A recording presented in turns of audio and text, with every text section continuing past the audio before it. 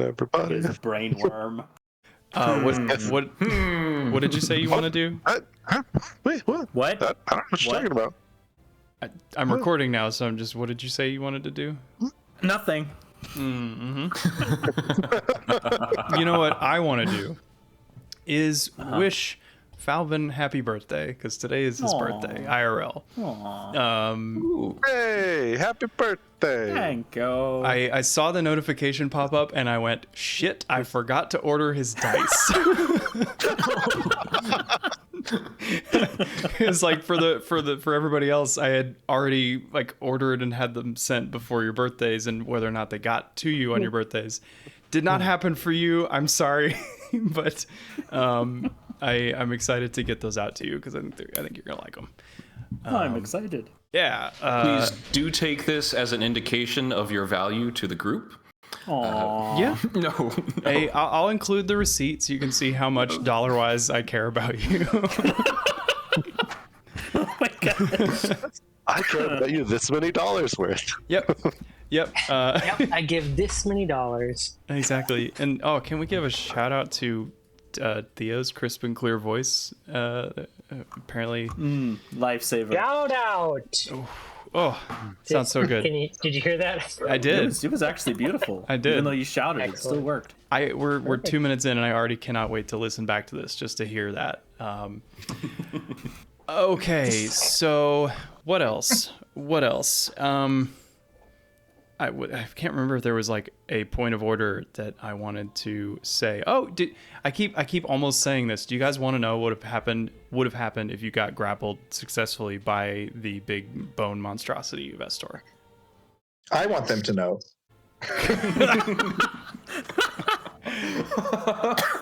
It's bad if you fail to grapple. Basically you roll a d4, and depending on what you roll, you lose a limb. What? Gets chopped off. Wow. Yeah. So like gone? I mean, you can pick it up. Like not there? Like you can try to sew it back on, I guess, but Like no longer with us? but chopped off. And that's why it costs 3 out of 4 of its potential legendary actions in that round. And that's like to the highly base. inappropriate. Like you can't be like my toe. That's like root and stem, Yeah, right? it's like arms, legs, left or right. That's it. Wow. I was So- gonna say you roll the limb that you lose is it's 1 out of 5. Think about it. Yeah. You know what that other limb is, folks. Oh my. And my friends, it was recorded. Yep. I think Falvin has the safe for work answer to that under his belt, and that is the noggin, the skull, because Falvin lost that Oh, it's once a upon head, a time. alright. Yeah.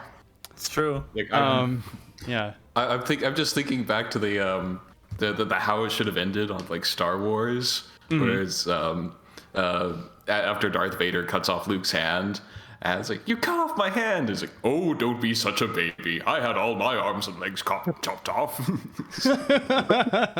People talking to Falvin, Megas talking to Falvin after he gets like a limb ripped off. Oh, I miss. Do I miss Robot Chicken? Maybe. I don't know. Do I? I don't know. For those watching, I have severed hands that I got for a Halloween costume, so you get to see those. Wait, wrong direction. There we go, Wow. right and left. If anybody's seen The Boys, I'm doing a costume of like the main character in the first episode when his girlfriend gets like run over by the fastest man, and he's just left Dark. holding her severed hands with like blood all over him. Wow. But I've been told I sort of resemble the actor, and so that's why I'm doing it, because it's kind of low effort. It's just a comfy hoodie and like a band T-shirt and severed hands. So, that's what we're doing. Anyway, we're really getting off to a great start here. I am excited. I prepped what I think is some fun stuff. Whether or not we actually do it, I do wish I had a little more time because it's cool stuff. But we can get right into it. not Davey or Shade, because you did it last time, but who would like to recap our session previously?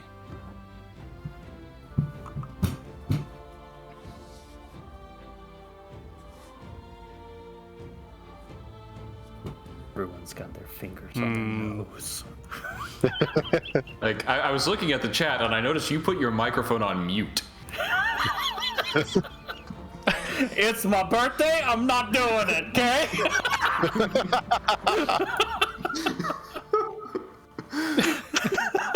I can do it. You can do it. Cool. Sure. Be prepared I probably will for get half of it right, and Magus will save me.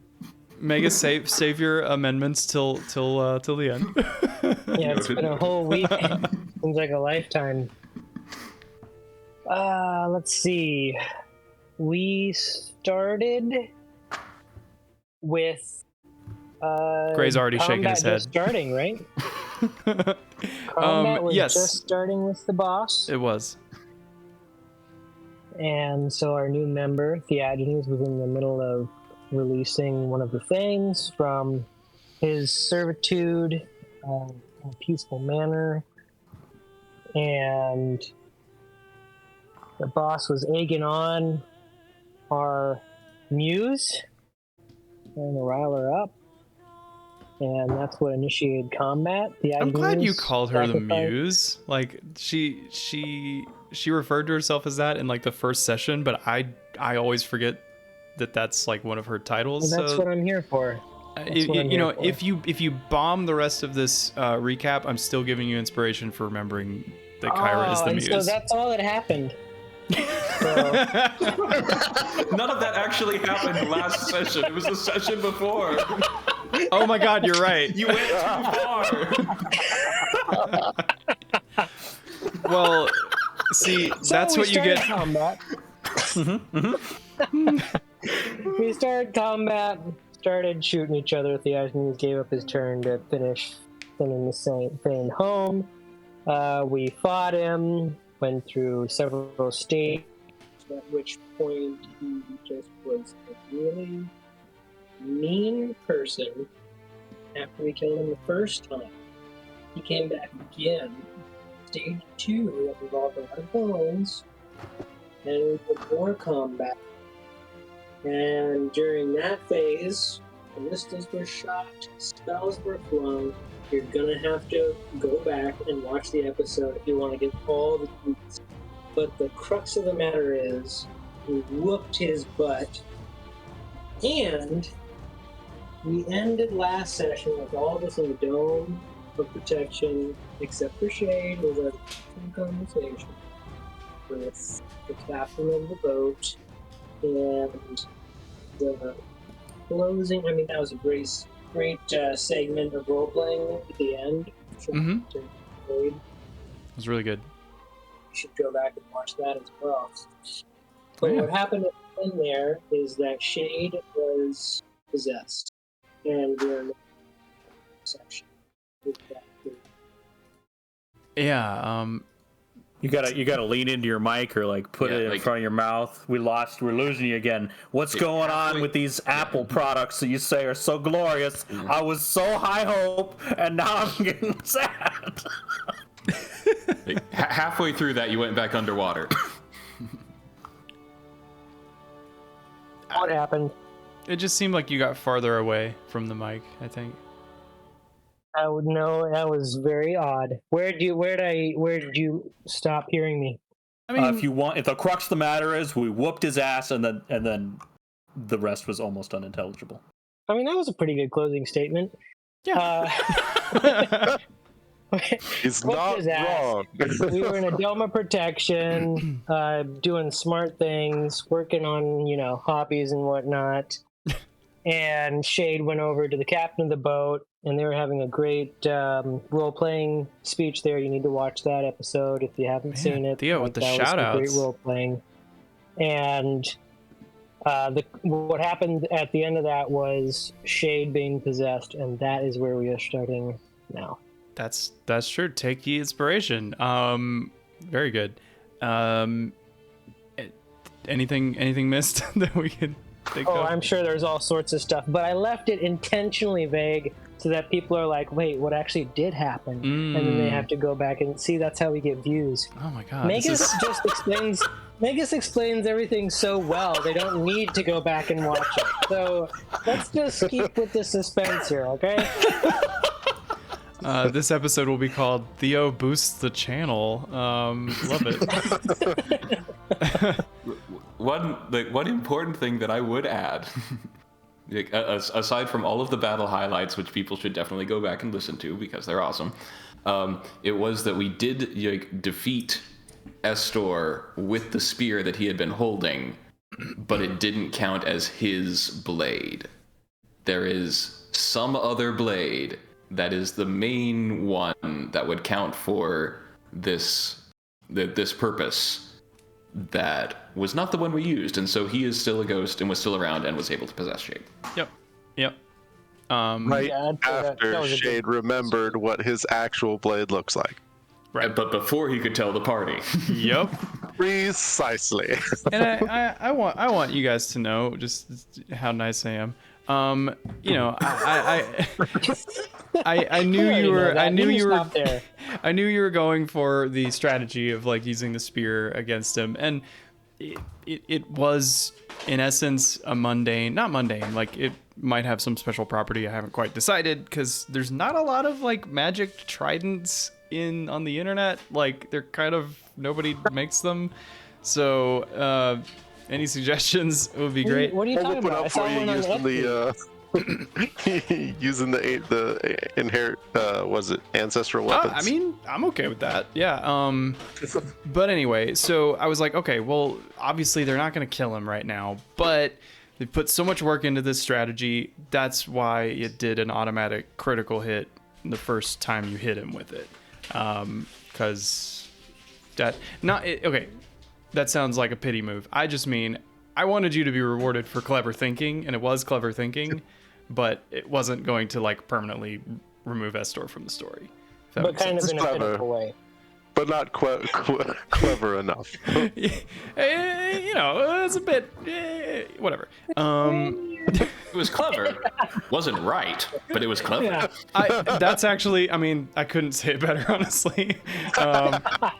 It was objectively not the thing that was going to work, but it was really smart, and I liked it. Anyway, we are at the point where we have.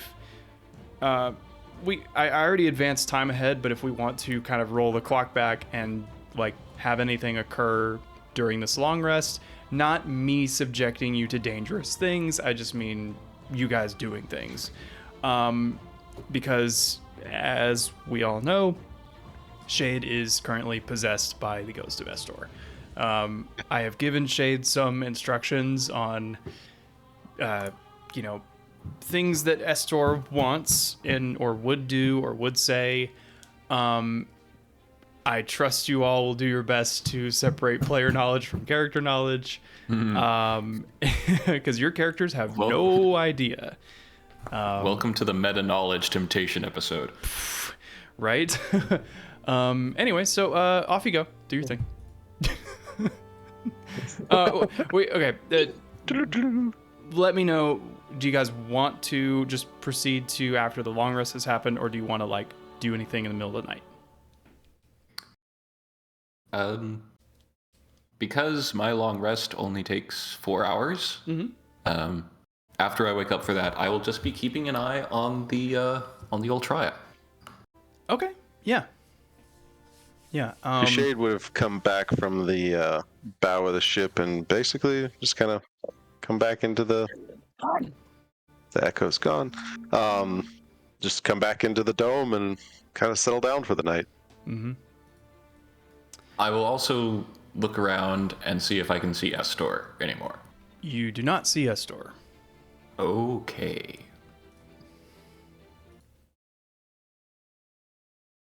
I will take my long rest. Forget. Magus takes his long rest.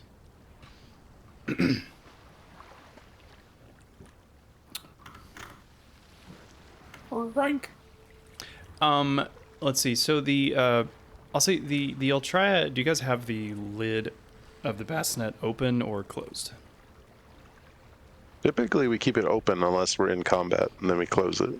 Okay. Yeah, they like to see the open sky. It's a plant. It needs Yeah. air and light and water. Exactly. Like, It does. See, everybody knows that. Some stage direction for you, Shade. Estor, I'm gonna say, has not seen this yet because like Kyra has been sort of off away with it. So this is, I don't think he would immediately know what this is, but it is obviously a sapling tree that the party is taking great care of. So nervous. The subtext of this being that Estor, once upon a time, brutally hacked and murdered the tree along with the nymph who was the spirit dryad of that tree, and then built this ship, the mast and the prow and the keel out of its magical wood. And you now have the reborn sapling cut from the root of that hewn down tree. And here he is again. And he doesn't recognize it. at least from what I know of Estor, at least explaining a little bit of his thought process, he'd see it and be like, okay, they've got a plant. He would assume that it's something that either Magus or Theo are experimenting with, and basically leave them to it.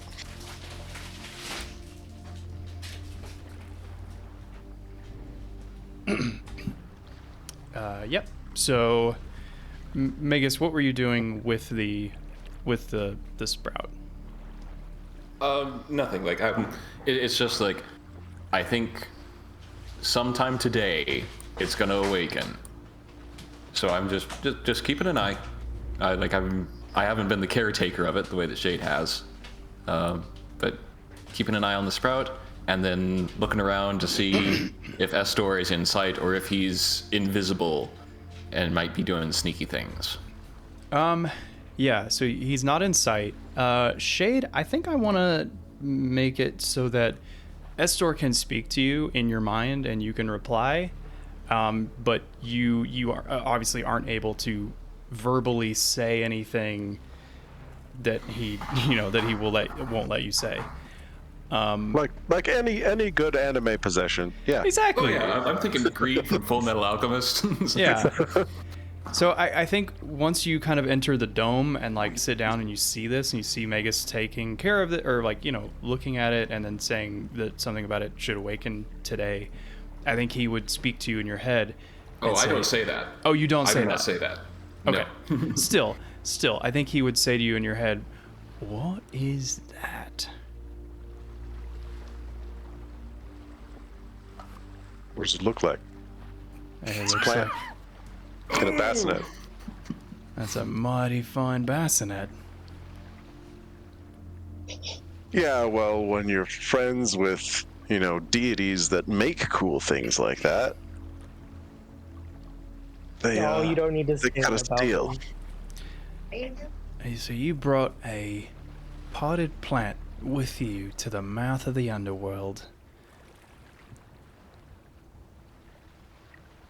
I mean, didn't you?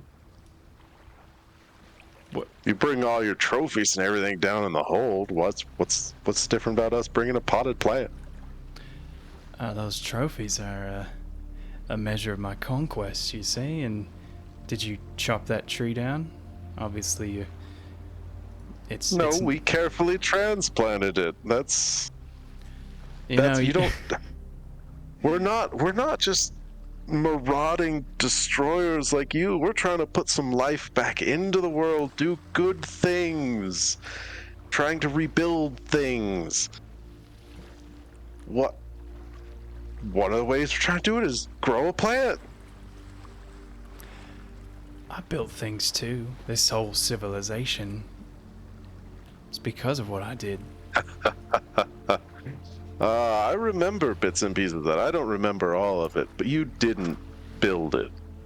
Xander built it.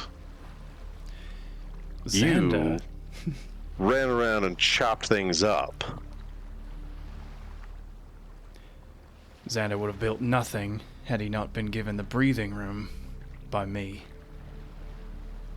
Xander was a coward. You can choose to believe what you will.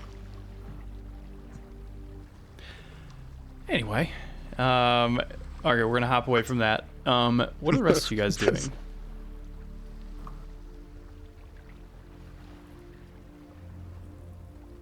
I guess some of you are sleeping, probably, because it's Yeah, Well, like night. it's only been 4 hours so far. okay. Because Yeah. by the time I wake up, So Shade is up, Magus is up. Yeah, Anybody Falvin, starting coffee? Theo. I start coffee. How are we fast forwarding to when we would be awake? We can. I think I was gonna ask if there's any point at which Magus you would like be like, hey, where is Estor? Because like hours start to go by. it depends on like if other people aren't awake, then I'm not going to, because like it's known that he just kind of dips out from time to time. Yeah. And I also know that the dome, he can't enter the dome, so Right. Shade's awake. Shade's awake. All right. Okay, no, that sounds like I'm forcing no. you to talk to Estor. I'm not. I'm not. You can. Well, you can do what you like. here's the other thing. Like, does Estor in Shade's body need to take a long rest? I don't think so. I mean, he can't die. So, and I mean, Right. Does Shade go to sleep? Estor, if I'm piling Yep. Shade a store, it would be Estor would take a long rest because I mean Yeah. he's a soldier. He knows what happens after battles and stuff. He knows you got to recover. Right. So he's trying to blend in. he's playing he the doesn't part. want to stand out. So he would definitely be taking a long rest in the dome. Okay, cool. The main thing you notice is that when Shade goes to sleep, normally he's like a honk shoe snorer. Now he's snoring honk me me me me me, which is like deeply concerning. Yes. I'm kidding. I'm kidding. I honestly do not think that Magus is that perceptive. Okay. Does Shade purr? Maybe lightly, Like a tiger. kind of like a soft rumble. Man, that sounds great. I don't think lions purr. Well, he's a tiger, like a white tiger. Oh, I don't know. Yeah. We'll pull it up later. Okay, so unless anything else is happening, the long rest completes. You guys get your everything back, and it is now like 9:30 in the morning. The boat, the Ultros, is still moving at a brisk pace, unslowed. You can't really get a sense of your bearings because you're just in open ocean, and yeah. I would actually ask Kyra, like in the if I'm awake in the middle of the night, if she can get her bearings by the stars. Yeah. Okay. I think she would be able to at least tell you a rough estimate of like how far along in your journey to Mitros is. Okay. I think your characters don't like in character know that it's going to take 3 days to get there. But We did ask the navigator, and Oh, he you said did? 3 days. okay. Yep. So I think she would just confirm that you're on pace, and it feels like the ship has been just a perfectly smooth pace this entire time. If you want to hear a story about a constellation, she's happy to tell you, but I think that's not what you're asking. Right. I mean, I'd be open for one, but like also like out of character. Like if we need to move things along in this in this game, Sure. in this session.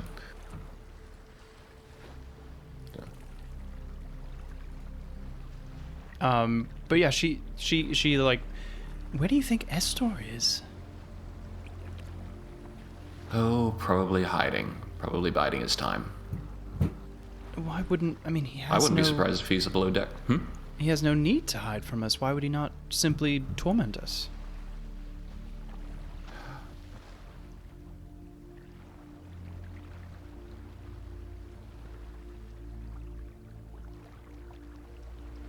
I don't know.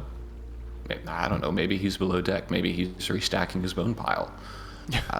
Maybe he is staying invisible and trying to listen in just outside the dome. I don't know. He would take a great deal of care in his trophies.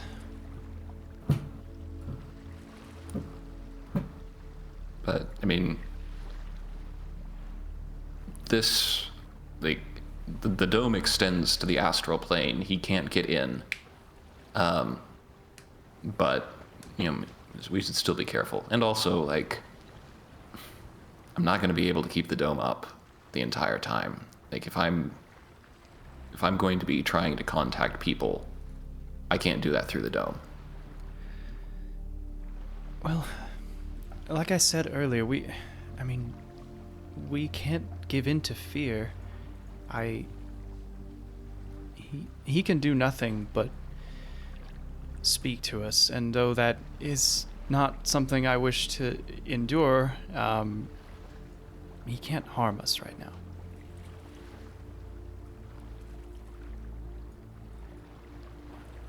Dramatic irony. He can't, but he can. Points to big old tiger. Yeah. I know that, I guess, still, like, I felt more confident but before my rest, that if I, like, seeing him on the other side of the boat, that we had room to talk about, certain things. I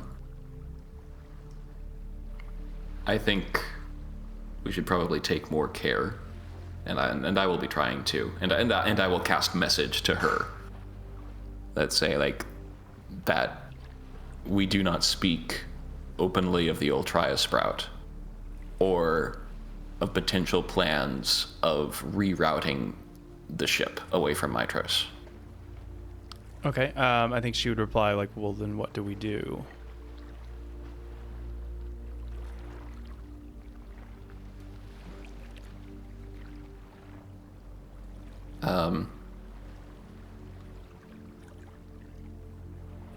And I'll say, like, we'll certainly continue to plan and try to enact and get ready to enact, what we can do.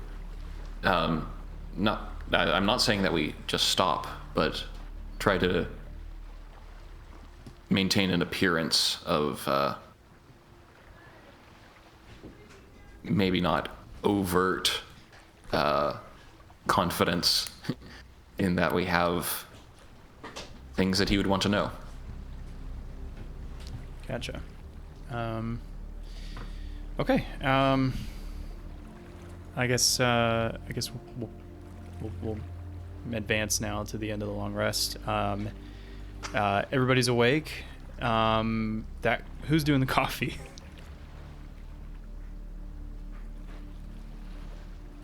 Not me. I am, of course. I'm kidding me. Rue actually You just don't got have a whole back setup for it. Rue just came back with some freshly roasted beans from the mainland. For what? He's No. been playing all night.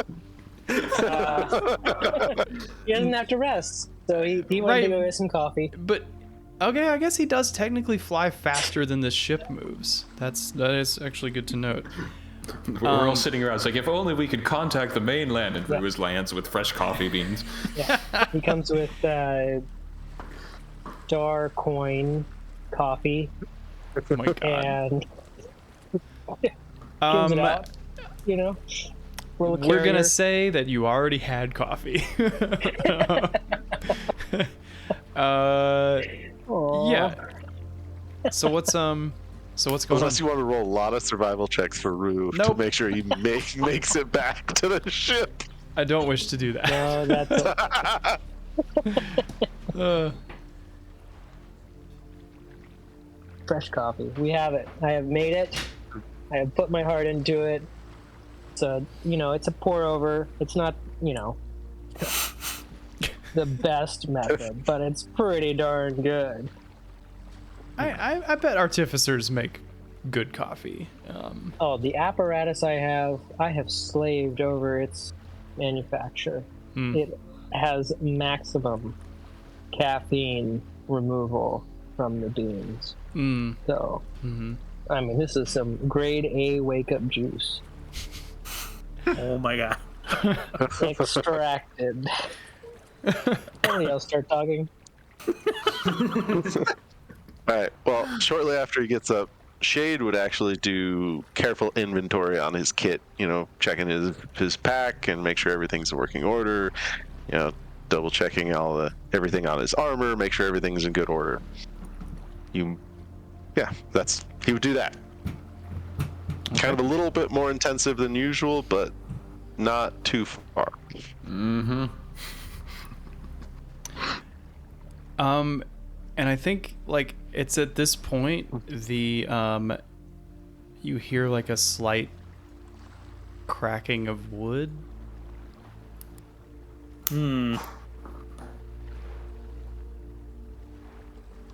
What kind of cracking of wood do we hear? Do we perceive? From the bassinet. Oh. I'm going to take this opportunity, as now that everybody else is awake, I'm going to say I don't see Estor anymore.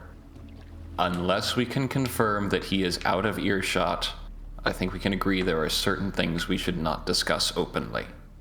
If you need to, I can, and I believe our new companion here can speak telepathically if we need to.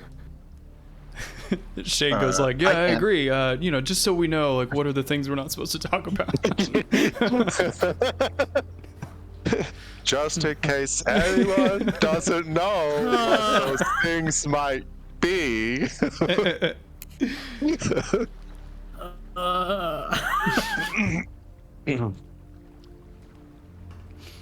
But there's a slight breeze, and the leaves, the little blossom leaves on the sapling tree, start to kind of fan out and move in ways not exactly initiated by the wind.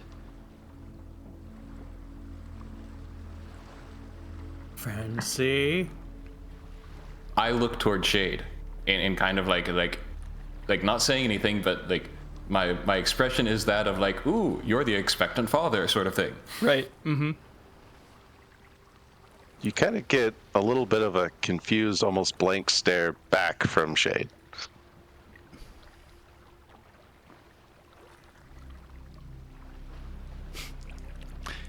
It can be a scary experience for a new dad. Yeah, I am trying to internally judge. Wisdom is Magus's lowest stat. It is still 13, but it is his lowest stat. He is things like insight are not things that he's good at. Theo will come But over. you're better than average. And say, I don't have a cigar, but here's some coffee. You give a coffee to Shade. Yeah, I give it to everyone. But this is my moment that I happen to give it to you. I'm gonna say I go would ahead. like to roll an insight check for Estor, and is he picking up on the cues that he is responsible for the Right. for- Okay. So roll insight and add just roll a d20 and add +2. Dude. Or is this? Hold on. Is this the right stat block? Hold on. I think that's for one of his monster forms. Yes. Yeah, +2. Dang it! Actually rolled pretty well. Wow, that's a 19. Yeah, it seems like they're being congratulatory a little bit to you. Like you had some involvement in whatever this is. With that, he just kind of, thanks for the coffee, and take a step up to the bassinet and front row seat to watch. There was this like very appropriately timed baby sound from somebody's mic, like As as me go like grimacing. I thought it was like a baby. Okay, wow. It sounded like a little baby. Okay, grimacing. Yeah. So the almost like face like grains of the, or what do you call it? A pattern, I guess, in the bark on the trunk. They always kind of resembled a face, but didn't, like, it wasn't like a dead ringer for a face. But the creases start to, move, and then these like little gaps open up into these like beautiful, like rainbow colored eyes. Very like a squat nose and a little mouth, little holes on the side for ears, and it looks at you, Shade, and starts to cry.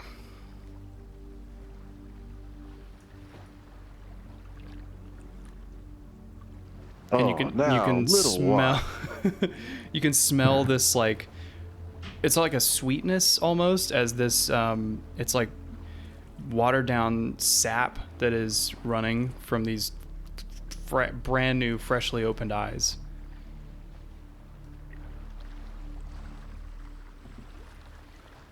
You try to comfort it?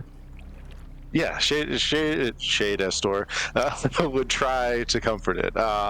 Roll a I guess just a straight charisma check. Add +4 to a d20. All right. D20 plus fur. Oh, that's a Why 23. can't I roll this well normally? Are you?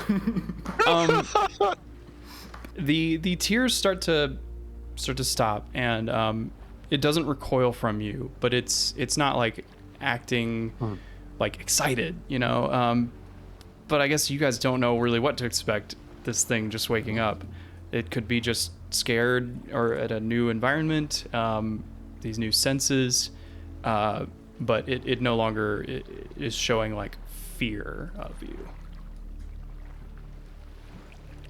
I'm also looking to Kyra because I imagine, like, of any one of us, she's probably had the best experience with children. She says, "You'd be surprised. I tend to stay away from the things. She is beautiful though." Shade would reach like kind of like one finger into wherever branches that look like hands, and just kind of like grab its little finger hand and just like, "Hello there. Are you all right?" It's kind of surprised. Its hands are made of bark, and you have this like very soft, like furry hands. I guess the most close approximation would be like a moss or a fungus, but it's a little, it startles slightly, but then just kind of holds the hand out, but still isn't smiling. DM? That's me. I noticed the very subtle Australian accent. Did Magus. Okay. I mean, you haven't rolled an active insight, so I'd say go ahead and roll an active insight. Yeah. Okay. Yeah, because like I think under general rules, because I'm not proficient in it, this isn't the sort of thing where like I can necessarily initiate it. So I'm just waiting. I think it's reasonable. Anybody who would like to roll insight, because this is an event that's happening, and your characters would be all paying very close attention to what's happening. So that's a 10 from Magus. One moment to the rescue. To the rescue. Oh, do we? Come do on, we all fall pile on that this? 20. Here it is. That's a Insight 14. for Falbin. Who Falbin. knows? That's a 14. So we're doing. right, we're Rio. doing insight. Yeah. We're doing Okay, hold on. insight. We're inciting. This is gonna be it. Whoa! Oh my Oh, yeah, God, Theo. into space and time. It's a crit from Theo. And a 17 from Theagenes. Theagenes, like, you don't quite have the context of what's going on, but something is weird. Something is weird. You can, like, you know from even a short time with these folks that they took great care of this thing, and it doesn't seem to be, though it's not making a grand reaction to Shade, it's also not looking at anybody else. And Theo, you notice that too. Its eyes are trained on Shade, and it has not looked at anybody else in the party. And Theo, I guess you would have heard that Australian accent just slightly, being an expert in it yourself. Yeah, I know my people when they're talking. Just slips out every now and then. Yeah. Down under. Do I have any sense of why, like what kind of emotions it's feeling, or? I mean, uncertainty. God, I need that feelings wheel. Can somebody get me a feelings wheel? You guys know what I'm talking about, where it's like you start with mad, and then it breaks out into angry or resentful. You know. Anyway, I need one of those. But so yeah, it's just hesitant and like not quite fearful, but definitely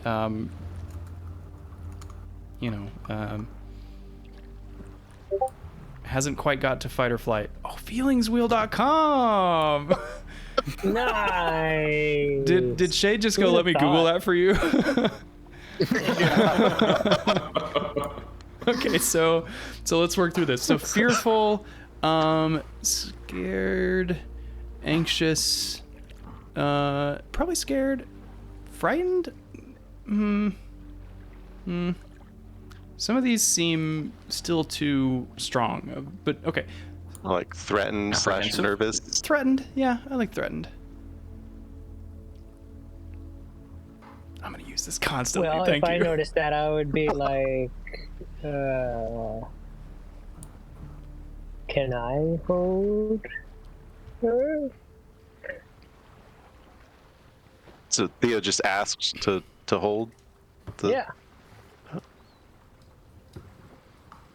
Yeah, and Estor still doesn't know what's going on. Yeah. So I don't see why not. And he'd pick up the little thing carefully, gently,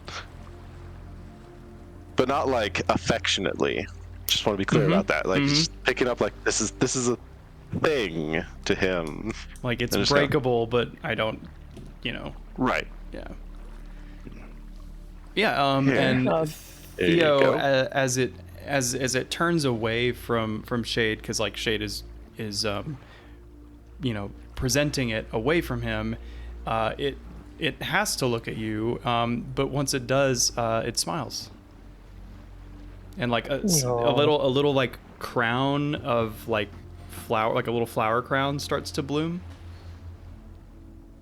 Oh, who's the cutest little sapling? You are. You are. Oh, you little cutie.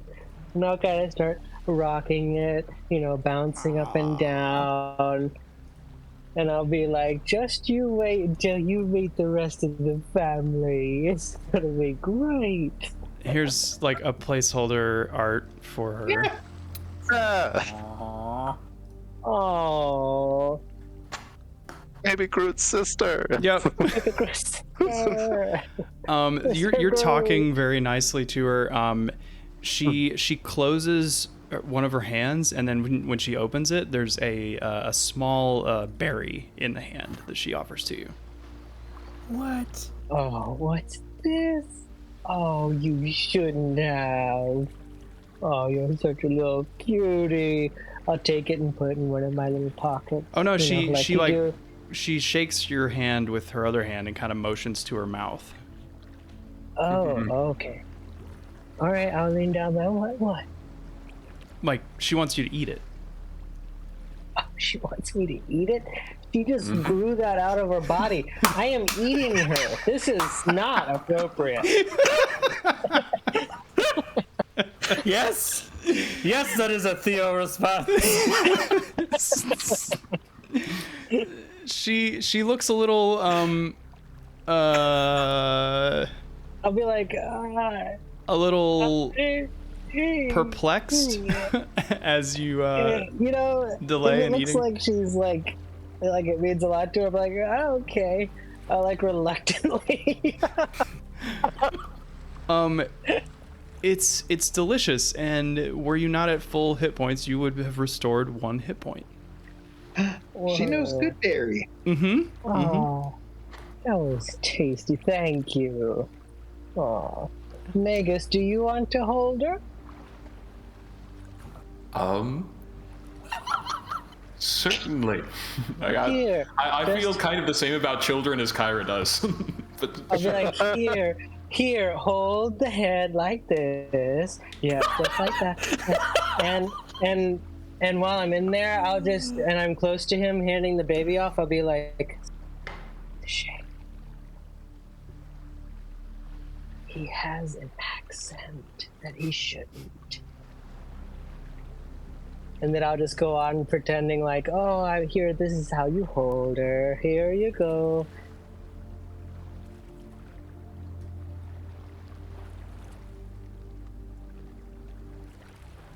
okay. In our initial battle with Skathon, Skathon attempted to possess Shade. Right. Did I recognize that as something that was happening? I don't think what so, I'm because asking he is- resisted it. Okay, like I'm basically asking, like, does Shade recognize that possession is a thing that can happen on this boat? Does Magus realize that's something that? Yeah, make us recognize. I mean, they're ghosts, so I guess make a an intelligence or I guess Arcana check to think about ghosts. I'll think about Ghost. Think ghostly thoughts. A 23. Yeah, I mean, definitely possible. I mean, it's ghosts. You've heard stories. I will subtle spell, so it's not visible that I'm doing this. But I will subtle spell message Shade and say, this is going to be difficult to keep from Estor. Are you feeling all right?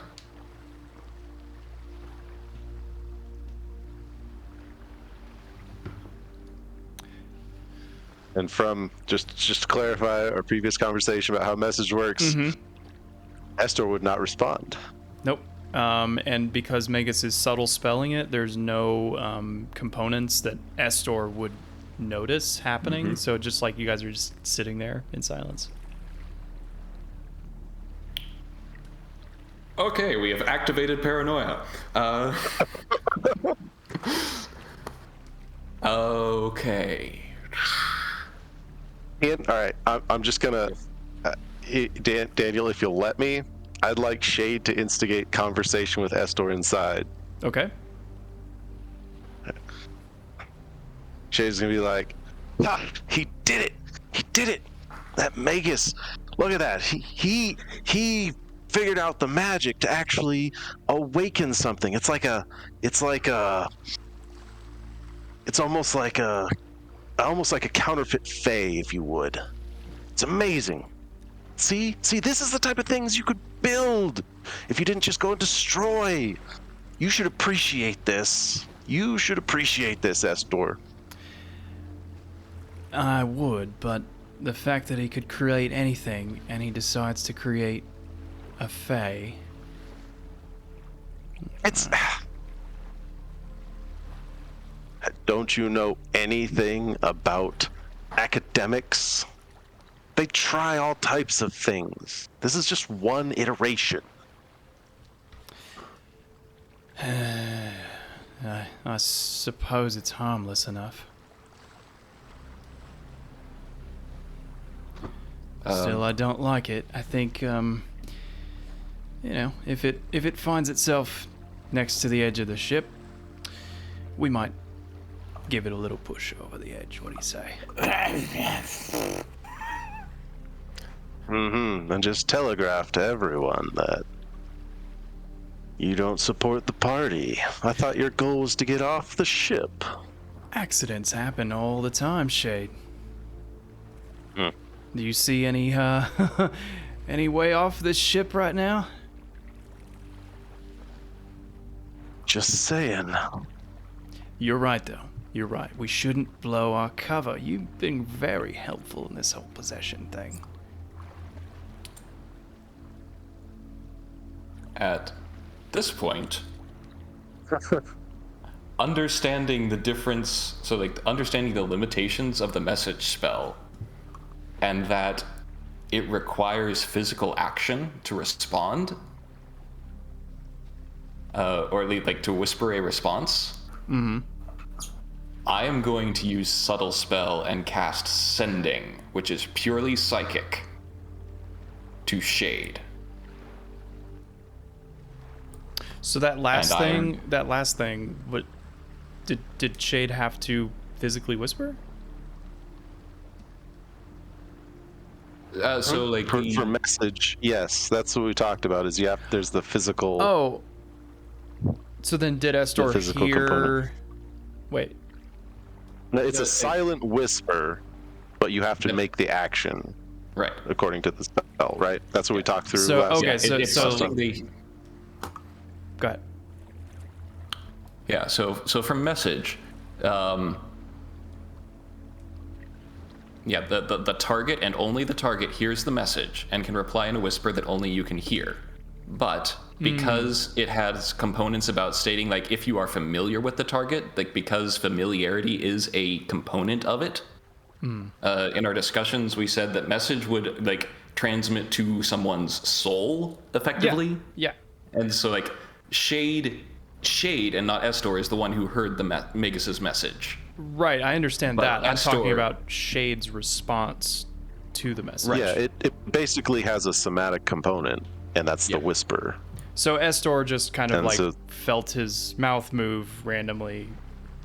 No, because Shade has no control over his body, so Shade could not respond because he could not make any somatic components. Oh, okay, okay. There was no response to the message. Okay, got it. You just immediately me- started talking to Estor specifically. You Right. did not respond Yes. to Magus. Okay. Well, right. Shade started talking to Estor in response to Magus messaging him in an attempt to directly mislead Estor if any other questions get asked.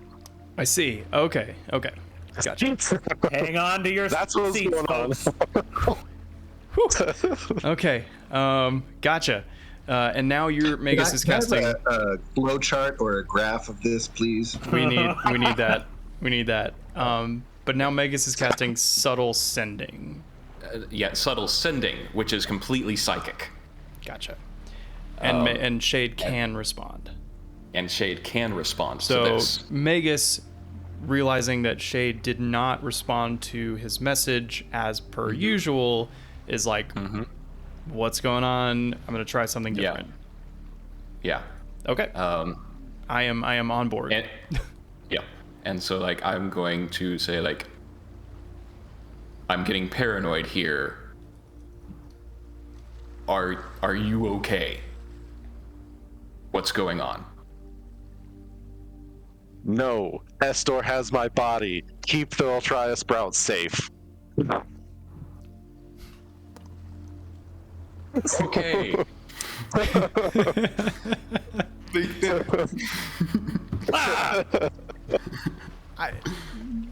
I kind of want to have Megas do a performance check to keep a poker face. I was actually going to suggest that. Yeah, I think that's fair. We'll say you're looking for a 10. Oh, shit. I want to inspiration this. Okay. Because I know like this is important. Yep. I mean, I did say you were looking for a 10, so if you want to just add 5, that's fine.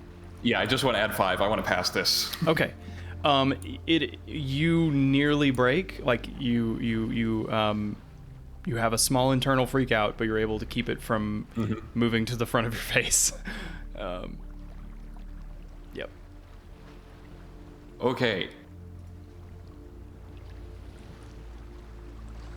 Last subtle spell. Message to Theagenes, because I know Theagenes also has message. Mm-hmm. And I am going to say, Estor is possessing Shade. Tell the rest of the party. Quietly. Using message. Do I have to make a check? No. Because Shade was looking directly at Megas's face. Like, Right. it's just, yeah. Okay. Well, I use my. Let's see. Who do I choose first? Who is Estor looking at? Looking at Megas. So. Who is he not looking at? He's not looking at. They're face to Like, face, who- so like the other three of you are, you're in their peripheral. Okay. Starting with Falben, I am going to say, keep calm.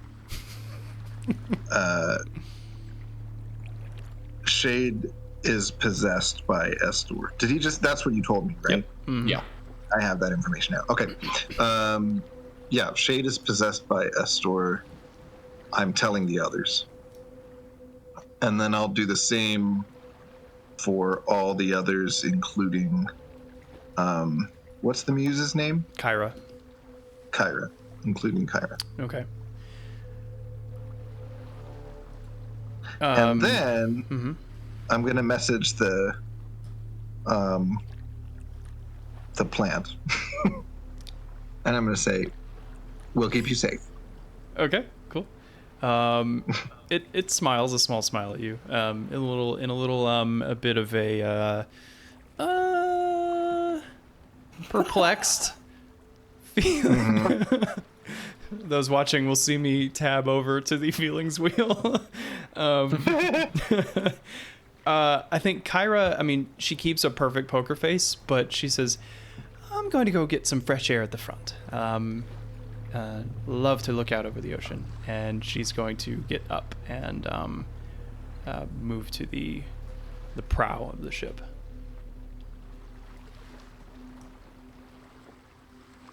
I am going to put the tree back in the bassinet. Okay, yeah. Its legs are a little wobbly anyway, so I think it doesn't want you to close it, but it is still attuned to Shade, so it's gonna follow Shade around, I believe. Or is it Kyra? Fuck! Was it Kyra? Because she was handling it. It's been attuned to Shade, but Shade, like, basically in combat, he like lets it go to Kyra, and she takes off with it. So, would you? So I'll let you make it the would call. still follow him around right now. Okay, it's following Like, Shade. I mean, I don't know that I could I end an attunement Ooh. while I'm possessed? I feel like I can't. So you don't have control of your body, but this is like a magical link, right? So Yeah. So I mean, if I have the option, then yeah, definitely. It doesn't I would require- need to- Like it's not because you can't cast a spell because those require components that you don't have access to. But dismissing something is totally free. So yeah, I think you can dismiss it. I would release the the attunement to the bassinet. Okay, cool. We also just lost the Agenes from the call. Oh. I'm sure he'll be back. What's Falvin and Theo doing?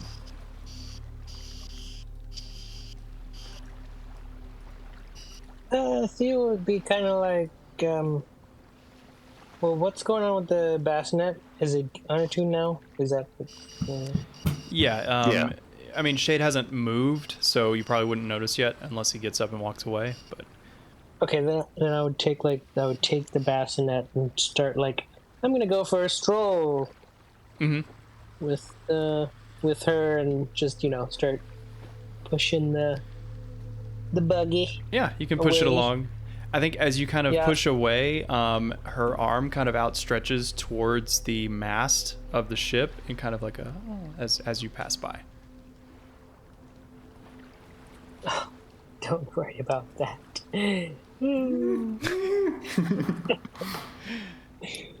Maybe one day you too can be a big strong tree. Oh my god! A living tree. Someone Yay, he's get back. the tree away. Sorry. That's okay. Theo is escorting the baby tree away. And yeah. Okay. Yeah. So where did you push the bassinet to? So, are we in the middle of the ship right now? Yep. We are like top deck here. I would go to the front of the ship. Okay, where kind of the near where wind is in Kyra my is. face. Yeah, and I would reenact the Titanic scene. Oh yeah. Okay.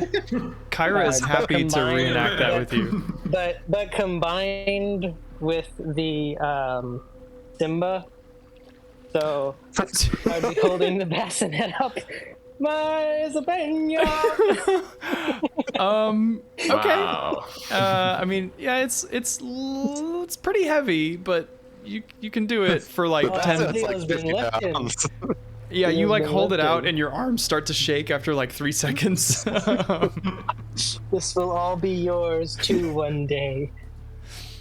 Everything the light touches.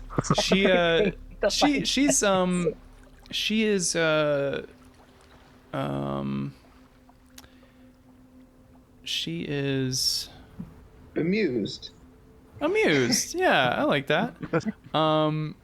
She's amused, and she looks at you, and then she kind of points out towards the sea ahead, and then in her palm, a kind of like sensory effect of a storm cloud appears in her hand as she points ahead.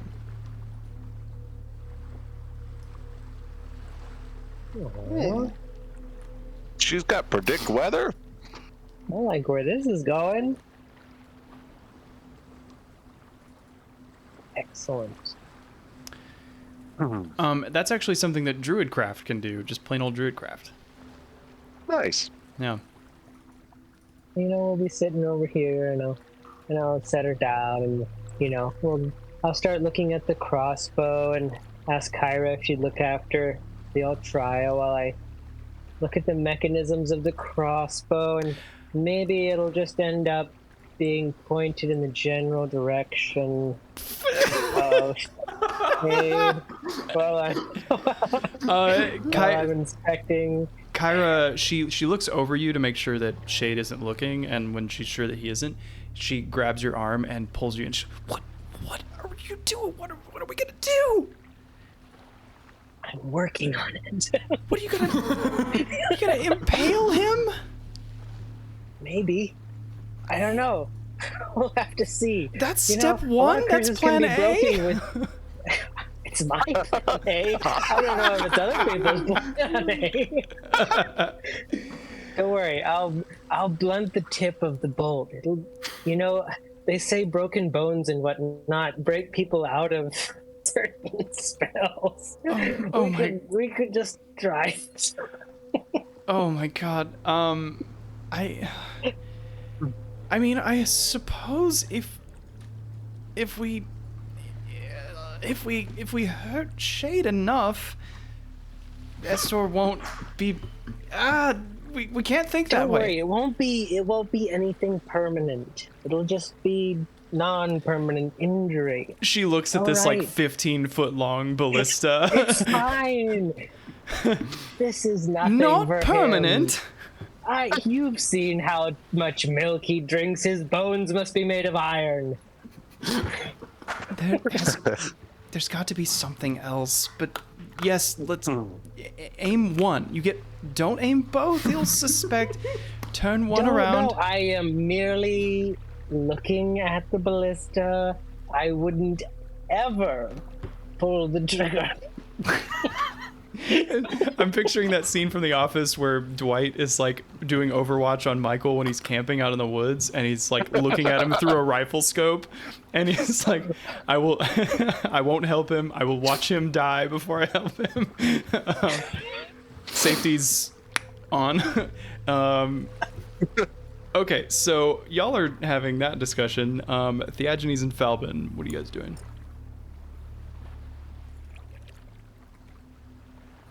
I mean, Falbin's kind of like internally, like in shock.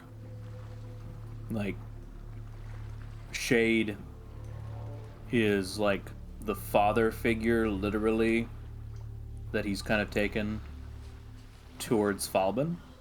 And, like, this is not okay. Falbin can stab things and kill things, but he has no idea about what to do with this, and he's just like feeling the sense of like, I can't leave Shade's side. Mm-hmm.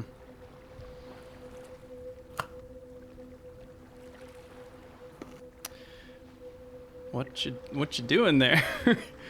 That Toll the Dead. Oh wait, why can everybody see that? Yep. Yep. Why? Because you posted it to the chat. If you click on, if you see like the dice signal and you click on it, then it sends it to chat. Yeah, if you just click on the name, then it'll just open it so you can read it in your character sheet. That's okay. Oh, I have no idea what you were you doing. can't see the whole character sheet. You No, just saw just- that Just Toll the Dead. Yeah. Oh, Yeah, we're just okay. looking over your shoulder like, hey, what you poking around at? I'm trying to figure out if I have anything that I can do. I want you to roll a let's see. I want you to roll an Arcana check, but add advantage because this is your ghostly wheelhouse. This is my thing. Okay.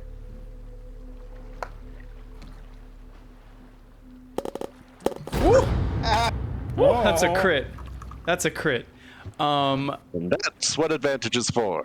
So you definitely know that a possession, most possessions could be dispelled either by reducing the body to 0 HP, or casting Dispel Evil and Good. Now you don't have Dispel Evil and Good, but with a crit, you do have protection from evil and good. And so I'm gonna say that you would deduce that if you cast protection from evil and good on Shade, you would get a bit of time where the possession is like suppressed. Interesting. Okay. We'll say it's like 1 minute where Shade would have resumed control over his actions and body during That's 60 that minute. seconds. Yes, it is. That's 10 rounds. Yes, it is. That's a lot of rats. Now that's interesting because it says one willing creature, which one of them has to be willing? I mean, But it says if the target is already possessed by such a creature, the target has advantage on it saving throws against the effect. So you know what? I'm gonna ignore that because it was a crit, and just like maybe next time we can go by whatever that rule says. But I think this time, since you rolled a crit, you are like, you know exactly how to make this work. okay. I no, but I from the text though, I do think it is actually possible to cast on Oh, okay. on a possessed person. Oh, nice. Okay. so- if they have renewed saving throws, which in this case they don't. Right, but the point is I can't cast it, so I will cast it. Yeah. Okay. So I have to touch it now. you have to touch him. So how do you swing this? Okay, I will walk up to him and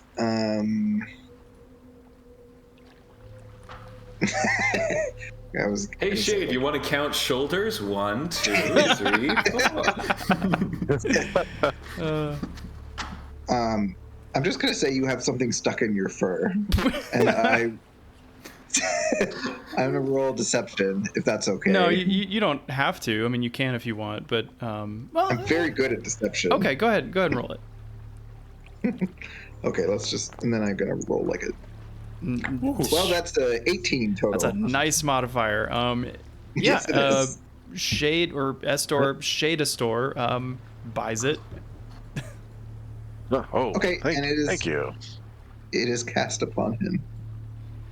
And you say thank you, or Estor says thank you, and then Shade, you feel Estor's presence kind of go static. Like it's still there, but it's like the TV channel that was playing is now just, and you feel yourself kind of reassume control of your body. Oh, did you get rid of him? No, he's still there, but he's neutralized for the moment. How long do we long? Wait, hold on. About- Pause. Pause. Give me 3 seconds. Pause. I have a 1 minute sand dial here. All right, are you guys ready? And go. Yes. About 1 minute. All right. Shade throws his glaive down, slings his pack off his back, throws it down. Hand Getting out axe. the manacles. Yeah, that was good. Shade holds his arms out. Yeah, let's not to the mast. To like, I'm looking like one of these other like Yep, there's like big old crate support things Yep. off to the side that has like a lattice in them. Easy. So like I'm probably like lashing him to the lattice like spread eagle, so it's harder for him to make strength checks against it. Mm-hmm. And I was like, all right, everybody's rope. I also have 2 sets of manacles and 3 sets of rope. Okay, you guys think- get the arms and legs manacled. I'm also gonna hex him. Hex him. Okay. What's the attribute? And I'm hexing his strength. Okay. And then I'm gonna ask Shade, is there anything Estor you've takes learned? control again. All right, everybody back. I've wanted to use that sand dial or sand timer forever. Hourglass. So Estor suddenly finds himself manacled to this piece of gear on the deck.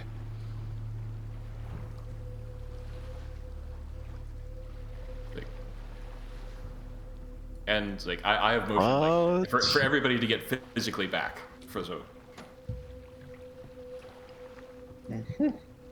Does Estor say anything? Esther just what? what exactly just happened?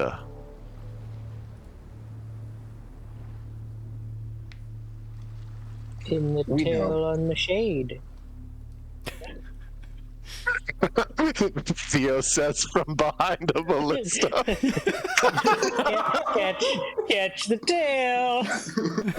Here it comes. Oh my god.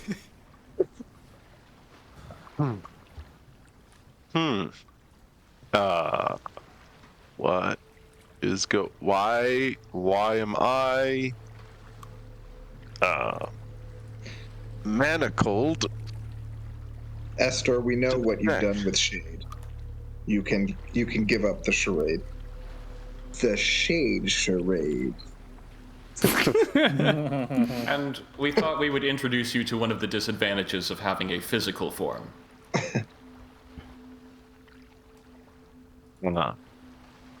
Why exactly do you believe I'm possessed by Estor?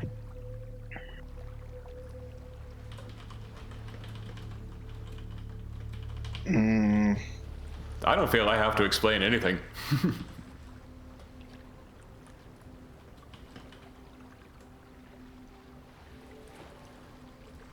So, How can we convince him?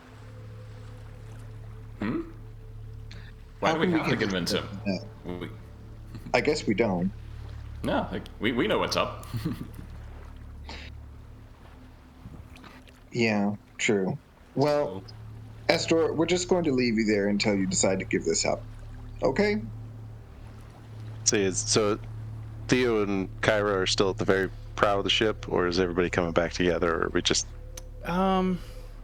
Yeah, Theo, are you still manning the ballista? I would probably, base there as long as I could hear everything.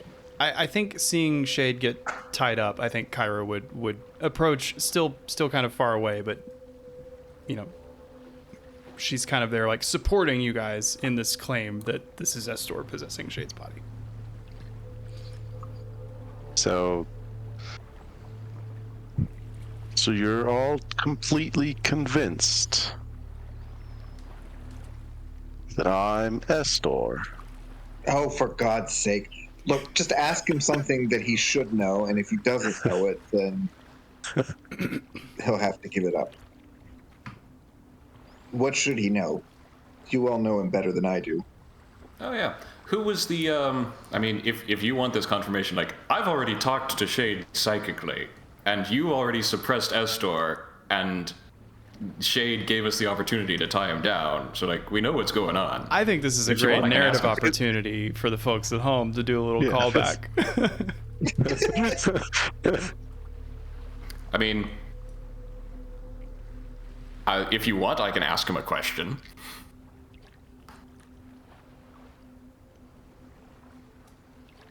Please Answer do. me these riddles 3. You're like shouting that from like 100 feet down the deck with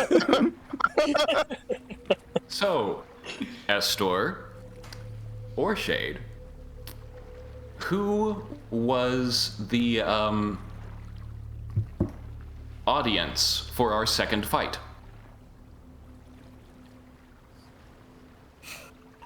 Do I know that? Yeah, that's I gotta think about it. Second fight. I remember the first one was at the Sour Vintage. I remember. Yeah. Mm-hmm. It's for a second fight. Huh. I'll give you a hint. It was I have to in play. Astoria. Astoria. Within the city. Okay, now I remember. Yep. Wait, why does Shade Estor get hints? No. I'm letting Davey know.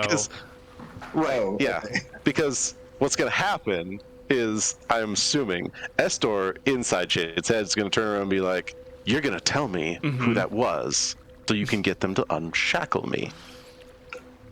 Love it. Yeah, Fine. Estor says that. Fine. It was Gaius. I assume I'm gonna need to roll a deception check. I think so. against- I think so. Yeah. We'll roll it against his insight. He's not amazing at insight, but I'll do this as a. Well, I'm not amazing at deception. I'm gonna do this as a public roll. So he rolls a 13 insight, and you roll an 18 deception. He buys it.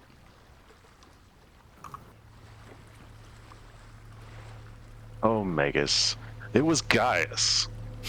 Wrong. Try anything funny and we'll suppress you again and throw this body overboard. Whoa! I am confident that our compatriot would be willing to make the sacrifice to rid you from this world. I sure would.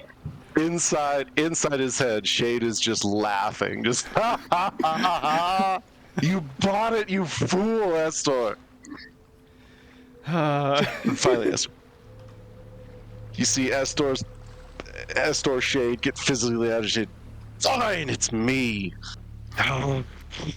But you, Kyra, it's all your fault.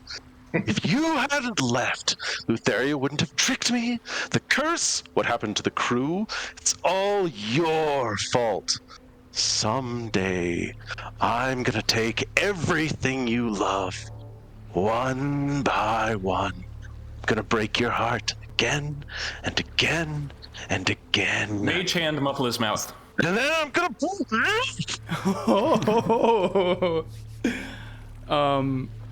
Wow. Yeah, Kyra looks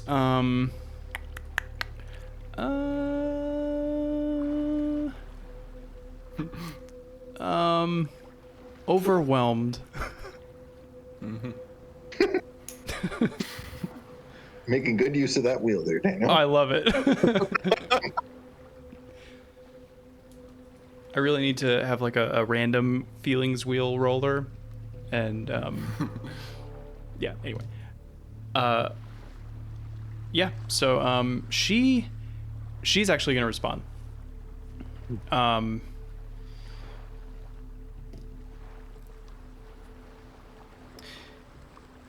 No, Estor, I'm done with this.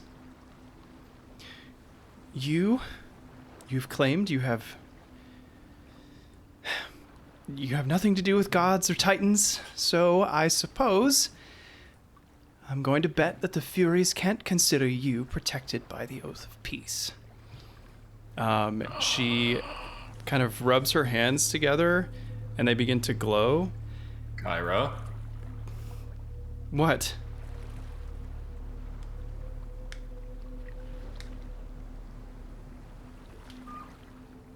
Shade is still a hero. She says, "You trust me, Magus?" In matters of life, yes. And if I... Well, she looks back at Estor. I felt guilty because of you for far too long, and you will not hurt anyone I love ever again. She tears her hands apart, and a bright light envelops you, focused on Shade's body. Estor's spirit is purged from you, Shade. It burns, but at the same time, there's a feeling of relief, and he emerges next to you in his spirit form, and Kyra drops to the deck.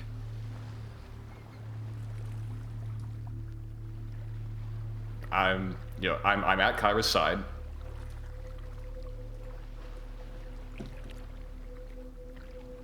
How's she doing? Shade, you're unharmed. She is just like breathing heavily, and you can tell she does not look well.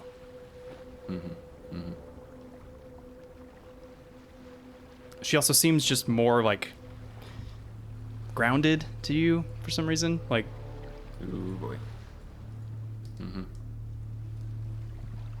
Does Estor seem a threat? he's like pacing back and forth, and Shade, you're currently immune to repossession. But he knows the jig is up.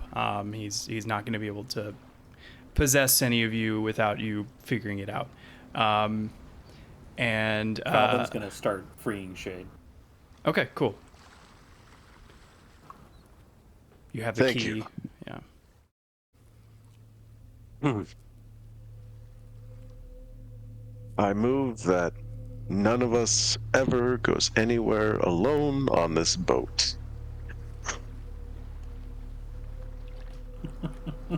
I made that mistake once. I shan't make it again.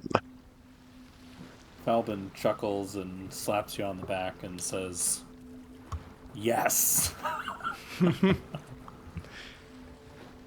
Shade, you turn and see the ballista at the front of the ship aiming right at you. I Good work, move that Theo. we don't use false accents.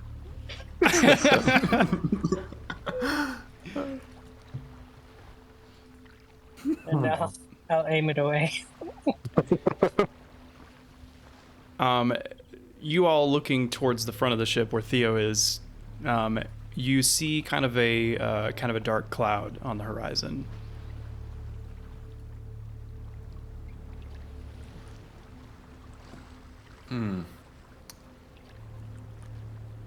I trust that well, no, like, I'm not even thinking about that yet. You're like, how are you holding together, Kyra?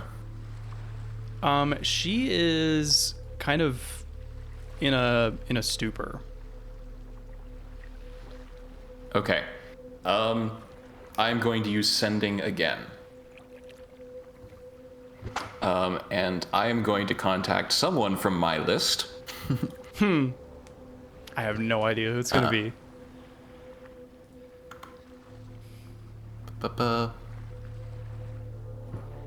And I'm going to contact Themastus, who is the primary head priest of the Temple of the Five in Mitros. Oh, okay. I know that person. And I'm going to say, the goddess Kyra just expended a great deal of herself and is looking ill. A large sacrifice to her would not go awry. Please. Yeah, you get a response in the affirmative that preparations will start to be made. Okay.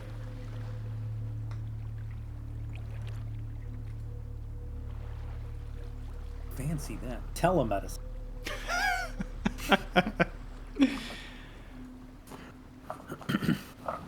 Theo up at the front, can you make a perception check, please?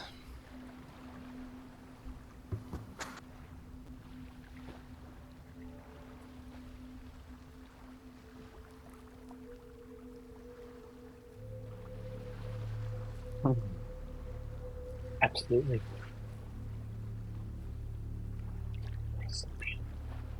I just had to find it real quick because I'm very perceptive. Oh, yeah. It's an 18. So you see these dark storm clouds on the horizon, and you squint and look closer, leaning out over the rushing water below, and you can see what looks like the shape of two like massive black fists, like raised upward, and they're moving in your direction. Oh no, we're about to get fisted. Say again? Anyway. Jeeves, can you delete that, please?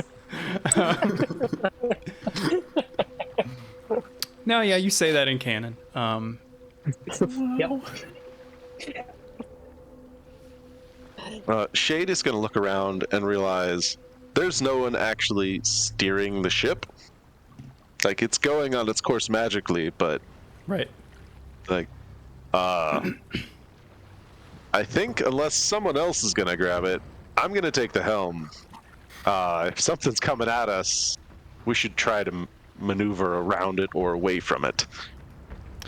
Okay. I had not really thought about what would happen if you are doing a different helm movement than the oars, because like the oars have a certain amount of directional capacity, So you would be. I think between like macro and micro, like the oars are setting us on a general course, but if we Yep. want to like swerve around a little bit, evasive maneuvers. Okay. Yeah. So you're not going to be able to like completely reverse course, but you could maneuver. Right. Yeah. I like that. So you put your hands to the wheel, and it feels pretty natural. I mean, you've been on ships, through your whole training. This is by far the largest ship you've ever been on. But it feels good, and like looking ahead, past the mast, you see that pristine carved dragon head, the prow of the ship. Feels like someplace you belong. What are you trying to where are you trying to go? Oh, I'm just trying to be able to maneuver the ship if it looks like we're on a collision course with something or someone, Okay. to try and avoid let's just see. ramming people. Yeah. I'm gonna say like a black fist sounds like a Kentamane, I'm gonna say that you have reduced steering capability, because you are able to make adjustments, but it is fighting the you're not working in concert with the ship. So fine. let's see. To be Helm. expected. It would be too easy otherwise, right? Right. Okay, so when making, I have a whole character sheet for the ship that is built out, and I guess I can make those available to you now. Hold on. How do I do that? How do I do that? How do I do that? Okay. Configure ownership. I'm gonna give. I'm actually gonna give everybody ownership. You should now see on the dragon head prow of the ship that says the Ultros. This is the character sheet for the Ultros and all its capabilities. It's also and under the functions. actors tab. Yep. So it has a lot of things it can do. You've got the speed, the armor class, the hit points, all that. Yeah. So as far as movement goes, you can, when you're moving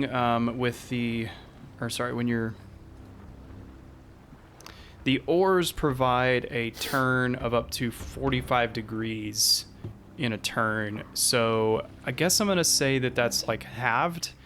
So like roughly 22 degrees. Okay. Yeah. I'm also going to make I have little actor sheets for all the ballistas, so you can like click on them and like fire them, rather than having to do custom rolls. You should now see little health bars pop up on the ballistas. Everything has its own hit point pool. So like the helm can be damaged or destroyed, so can the hull, the oars, the sail, and the ballistas, and even the prow, which functions as a ram. But yeah, so you have control, sir. That's a great I will say to Estor, I don't think it would be good for you if the ship sank before we reached Mitros. Just saying. Oh, this ship can't sink, just like I can't die.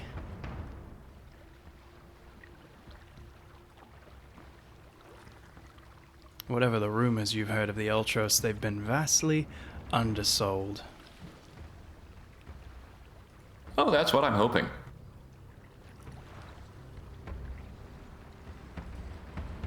You need not change course.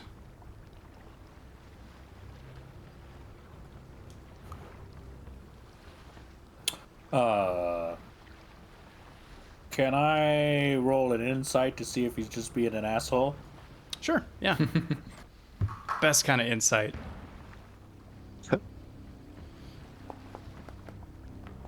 An 11. I mean, he seems to know what he's talking about. But your internal reflex response is that, yeah, he's being a dick, but that's not really based on actual information.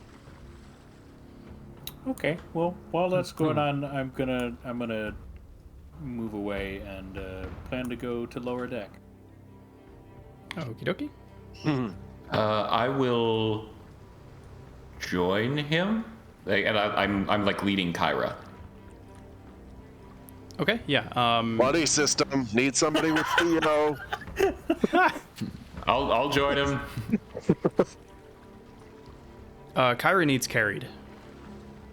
Oh. Okay. How good am I at this? You can carry her, it's just slow. Okay. Yeah. Then I do it. Like, this is full. Like, this is like bridal carry. Yeah,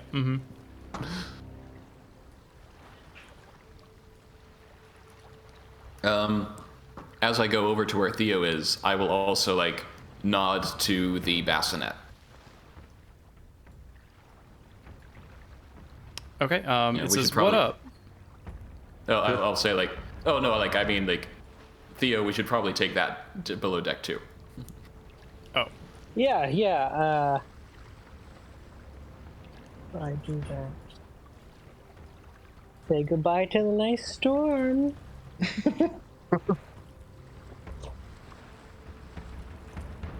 And I'll put her in the bassinet and wheel her downstairs. Cool. So, what else is happening? As I'm getting ready to duck down, I say, "So Shade, is your buddy your Shade?" Well, Shade is immune to possession right now. Do we know that? Maybe not. Yeah. It's my own body right now, at least. That's why we need the buddy system. I mean, Theagenes is also still up on deck. That's true.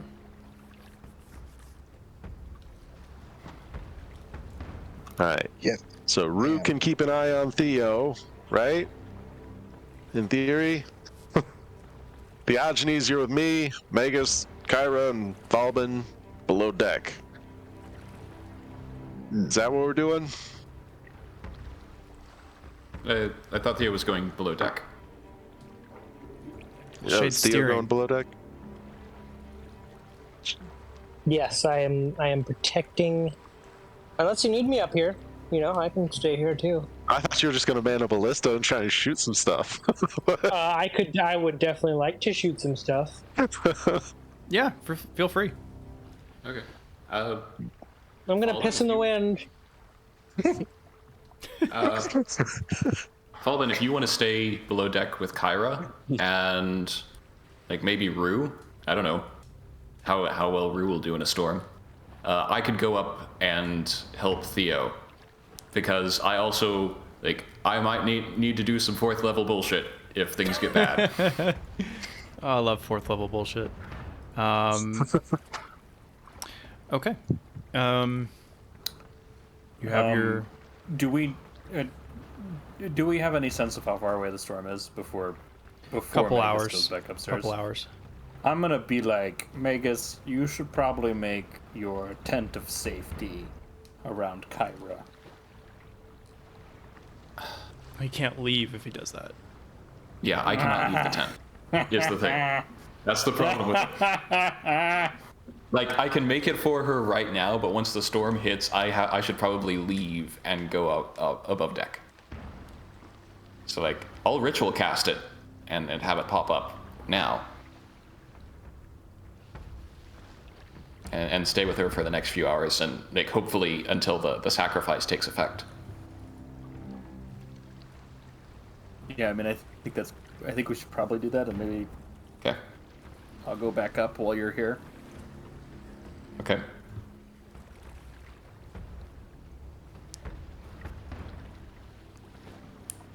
During this time, since we do have a couple hours before we hit the storm, Shade would be doing a few experimental S turns in the ship to see what the maneuverability is. So he actually knows what he can expect to be able to do when we hit the storm.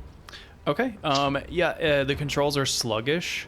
You know, with a lot of warning against like a stationary point, you could definitely avoid it. But you're not going to be able to outmaneuver something else.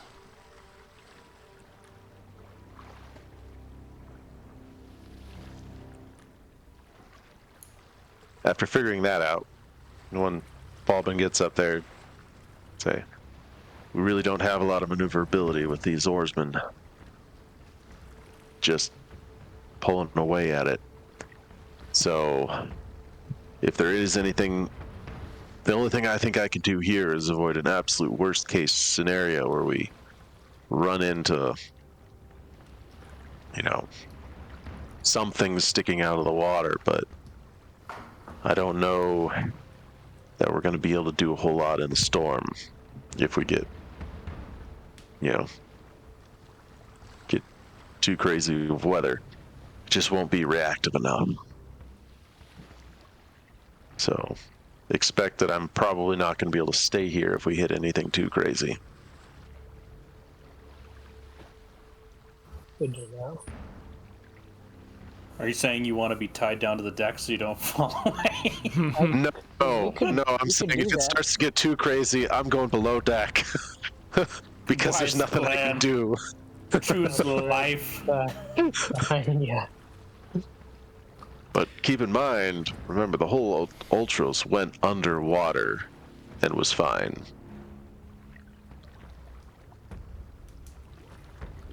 Estor is confident that the ship can't sink, but that doesn't mean it can't kill every living creature on it.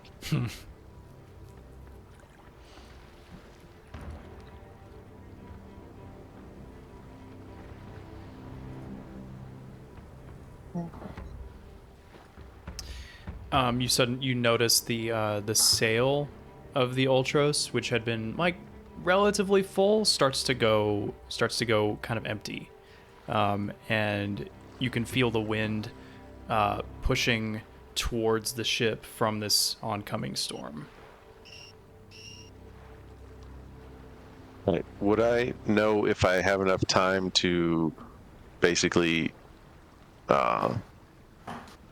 furl the sails? Oh, to like And to keep 'em- pull up the sails. Yep. Yeah. If you get everybody working to do that, I mean you could eventually do it, but this would normally take like a dozen people to do. You know. Right. Well, if it looks like it would be a scramble for our whole party, and most of them are not mariners, at this point it's like, well, it is what it is. It seems that the rowers are like, you have not slowed. I will say that the sails do not seem to be ideal, but you're going exactly the same speed. Yeah. Which to Shade is slightly terrifying because if basically rowing against the wind doesn't slow them down at all, like what does that mean for waves and storms and everything? Yeah. Are we going to be a submarine pretty soon here? It also means that if the rowers stop rowing, you will be like, you'll not be able to like, you'll have to do a full turnaround basically in order to regain maneuverability. Right. Right. I've played Valheim.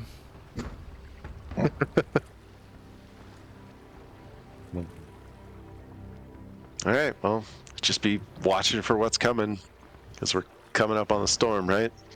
Yep. Yeah, and these those black fists on the water surface are growing larger. Like, does it seem like we're heading straight for them, or are we gonna like come pass by close by them, or? Roll a perception check, and I'll tell you. I would love to do that. Perception. 17. Oh. Yeah, you squint and you see through the spray of the water and the wind kind of biting at your face, and you can see that these black fists are actually insignia on large sails that are sailing towards you. These are ships, and they are kind of just traveling parallel to each other with about maybe 100 feet between them. Doesn't seem like their spacing is changing. And it seems like they're right along our course. They are headed straight at you. They're ships! Don't know they're... Wait. Fists, black fists. Oh, Are these... I think we do know. We might have incoming! Jade would shout to the rest of the party. Possibly the Black Hands of Kentamane. Not friendlies. Courtesy of Proximo. Yeah, you're pretty sure that's who it is. I can put pieces together. You did. Yay.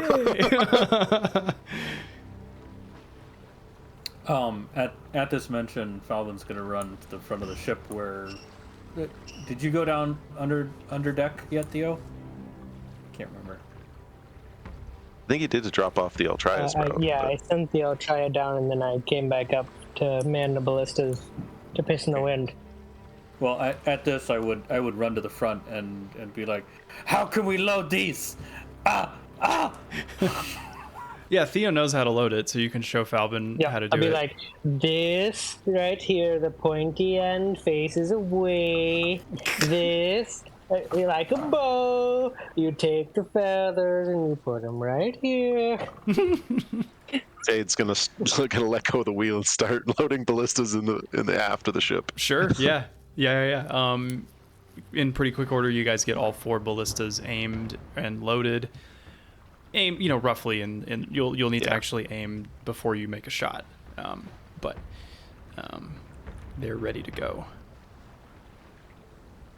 And then as soon as they're ready, I'm gonna go lower deck and run over to Magus and tell him that we probably have incoming Black Hands of Kentamane, and he should probably go back upstairs.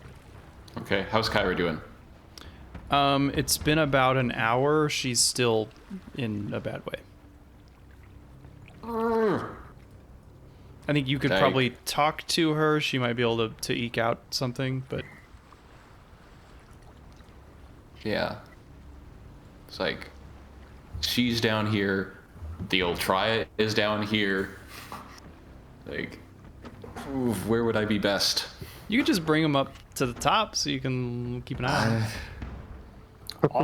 Also, if the ship becomes a submarine, this tent will be the only thing that keeps us alive. Yeah.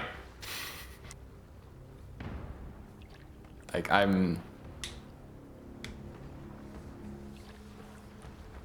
Oof. Choices. Choices. I will Hold talk to the I will last talk to her. minute. Yeah, I will talk to her and say, like, okay, how are you feeling? How we may have a battle coming up, but I don't want to leave you here just defenseless. I'm sorry. I shouldn't have pretended back in the temple. That was a dumb prank. She's referring to when she pretended to die from the ritual thing. Yeah. You're the goddess of mischief. I would expect nothing less. I hope I didn't make a mistake.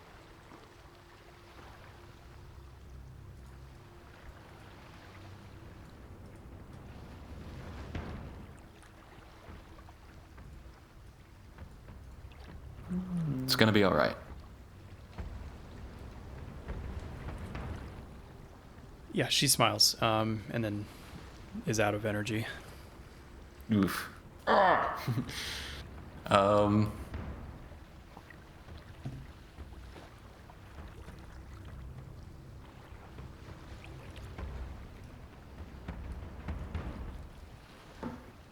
You can just throw her in the drink and she'll, respawn at the temple.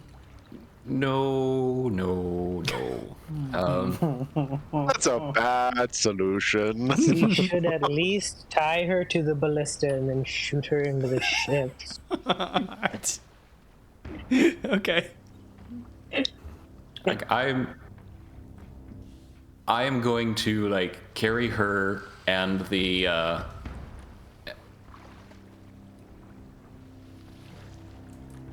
I'm gonna repost up with like dismiss this dome and then re-ritual cast it just at the base of one of these stairs with her in the Ultraya.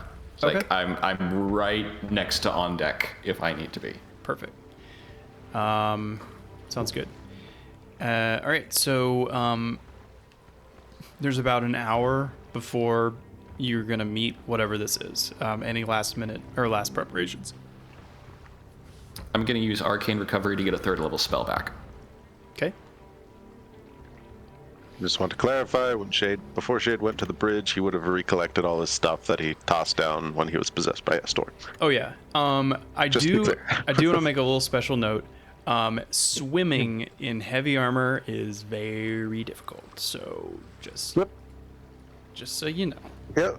Really hoping it We're doesn't not come to gonna that. be swimming. I mean, I'm not saying you will be. I'm just saying if you fall in wearing full plate armor, You dead. Shade might not be able to surface. Or you might for a little bit, but it's going to be very draining. Yeah. I am. And you I'm don't like aware water anyway. that- Yeah, that's fine. I'm just kidding. Yeah. You like water. So you can see as you're getting closer, the two sails with these black hands upright are starting to slowly converge on like an intercept course with you.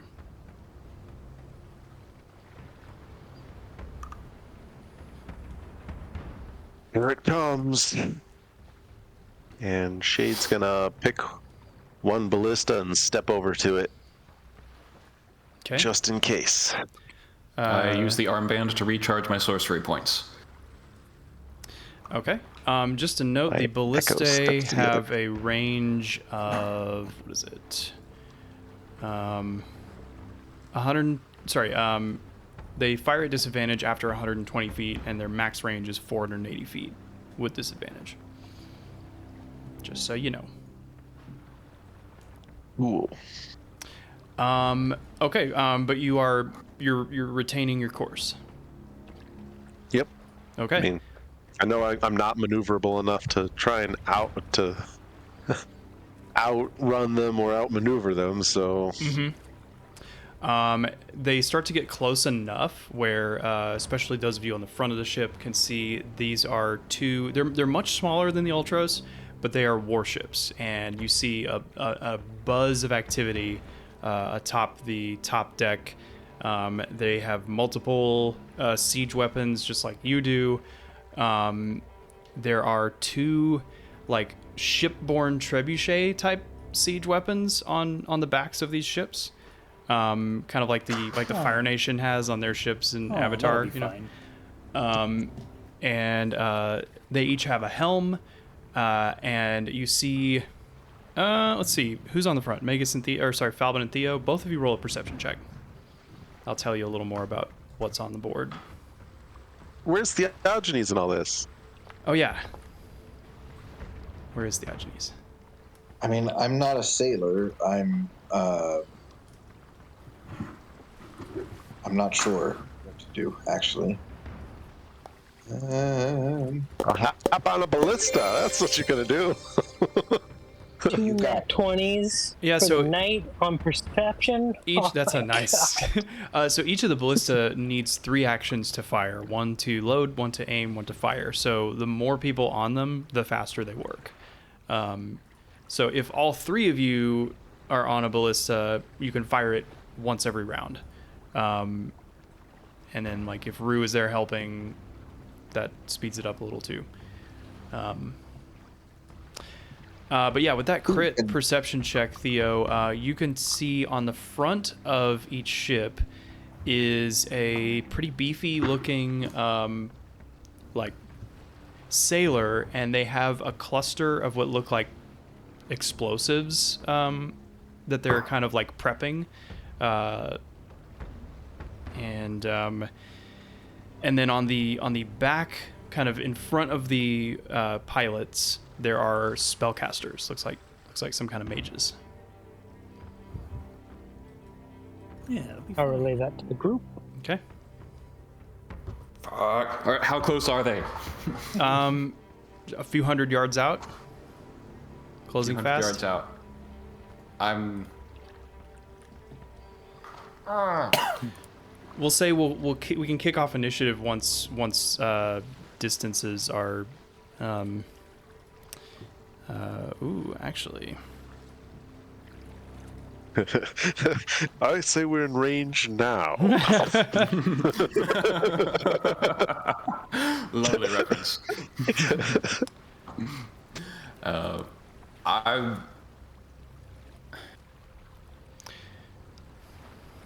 I'm gonna say like, I'm sorry, Kyra, and like I kiss her forehead, and I'm gonna run up to the front of the deck, and the dome disappears. Okay. Theo and Falbin, I'm gonna have the Ultria like bassinet top closed with me. Cool. You can see these trebuchet-like things. They are being loaded and preparing to fire. Once they get 800 feet away, is there anything you can do from 800 feet?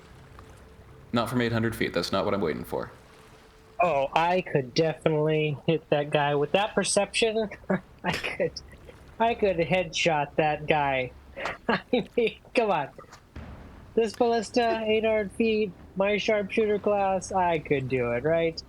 Thread the needle. Let's go ahead and roll initiative.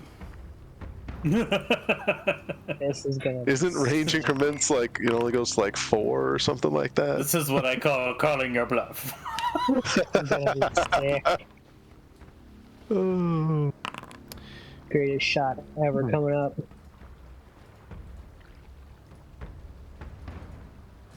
You might want to zoom out a little. I've just moved them in closer for. You call those minnows ships? Do you see how big ours is? And we have a dragon You don't. on the front of ours. On the On front. the, of oh, ours, on the we front. do. Okay. Yeah, see, Also, probably in the basement. probably in the yeah. basement. There is a dragon below deck. So the trebuchet things. I mean, I guess I should roll initiative for them. I mean, you guys can't act yet, so I think No. they'll get one turn before they close within the 400 whatever ballista range. So that's going to be 4 attacks from these called mangonels, and they're firing at disadvantage. Let's see. Who's got the AC of the ship? I think it's what, 16? Okay.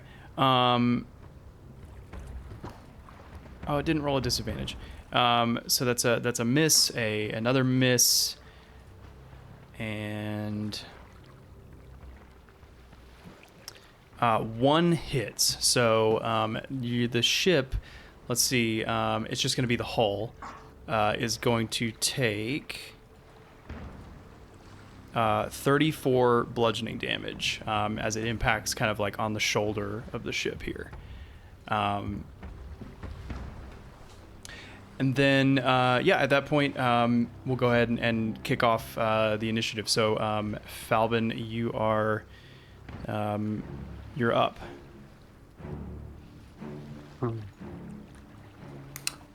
I'm assuming we were already aiming the ballistas as we've been preparing them for a long time now.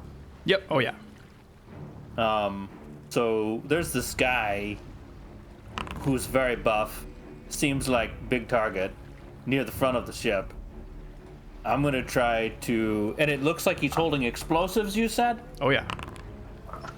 Yeah, I mean, I'm gonna try to not only hit him, but shoot for the explosives. Ooh, okay. It's gonna be a tough shot because the explosives are like down on the deck, kind of. I bet.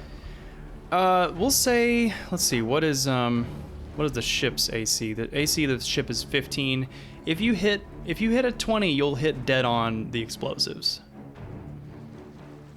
But Okay, even if you and, hit above the ship's AC, you'll still hit the ship. Okay. And how do I roll this ballista shot? I think you just click. Wait, does it not have fire ballista on there? Oh, did Got I? aim and load. Oh, hold on. There's a fire one somebody posted. Oh, there, it's under features. Okay. No. I don't know why then it's I not just- showing as an action. Anyway, there we go. It should now be an action. And this would be a disadvantage due to range. Due to range, this first one is a disadvantage. The next round you'll be in real range.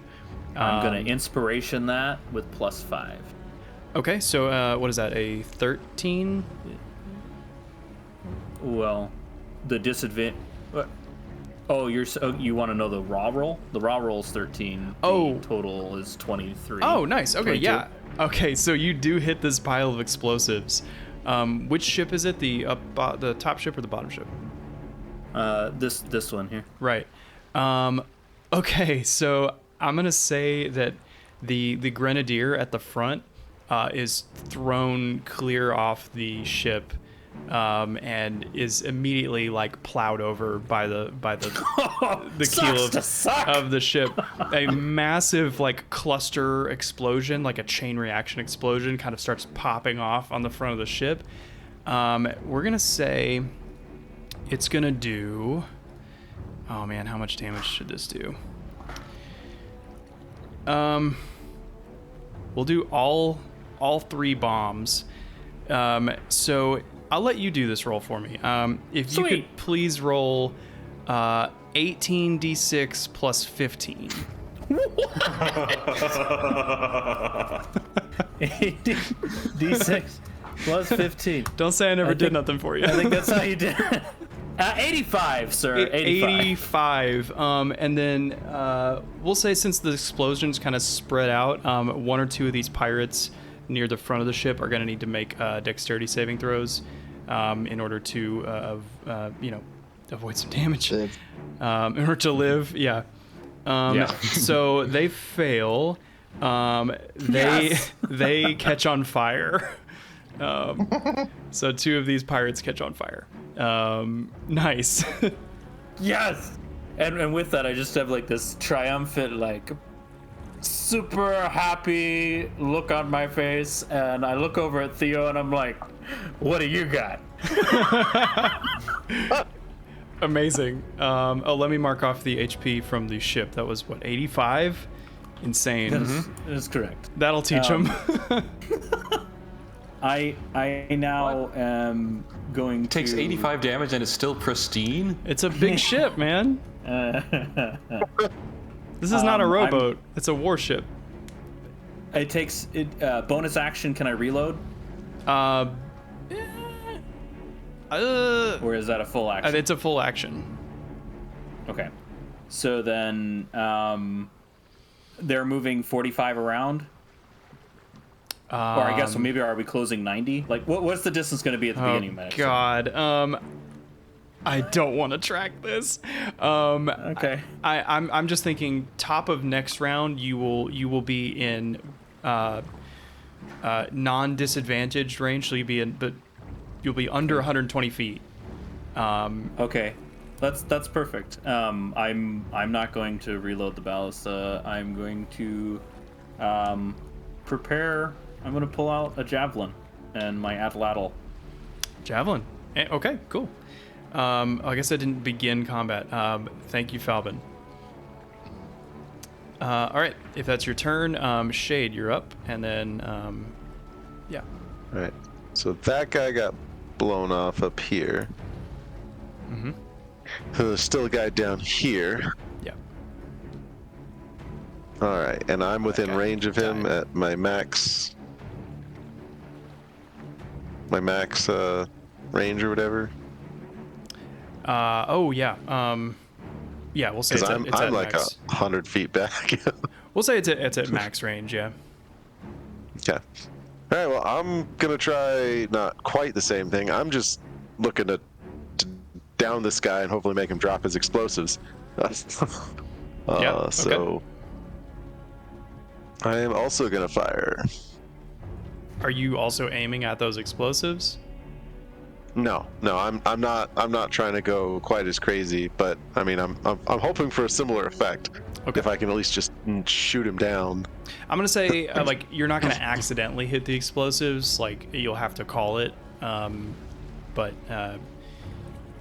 if you want to pick a part of the ship, whether that's like the sail or like there are oars, you can see oars on the deck below, just like yours. Yeah, I guess that's a question. What do I see about the ship? Like what? I see they've got catapults. I see there's the guy in the front. There's a handful of pirates. Is there anything that looks like a specific weakness of the ship?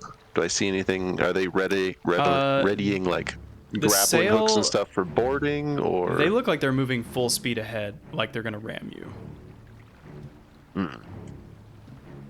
Yeah, and I am not fast enough to try and get out of their way. That sucks.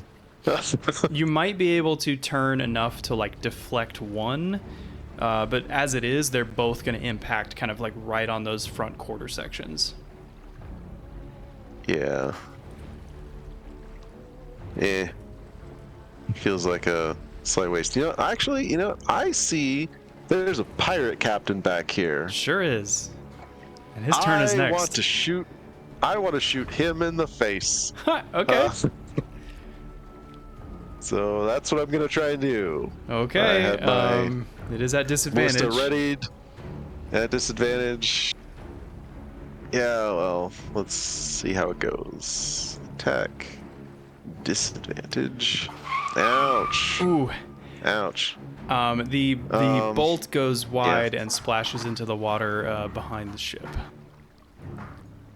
Well, crap. It's a tough shot. Yeah.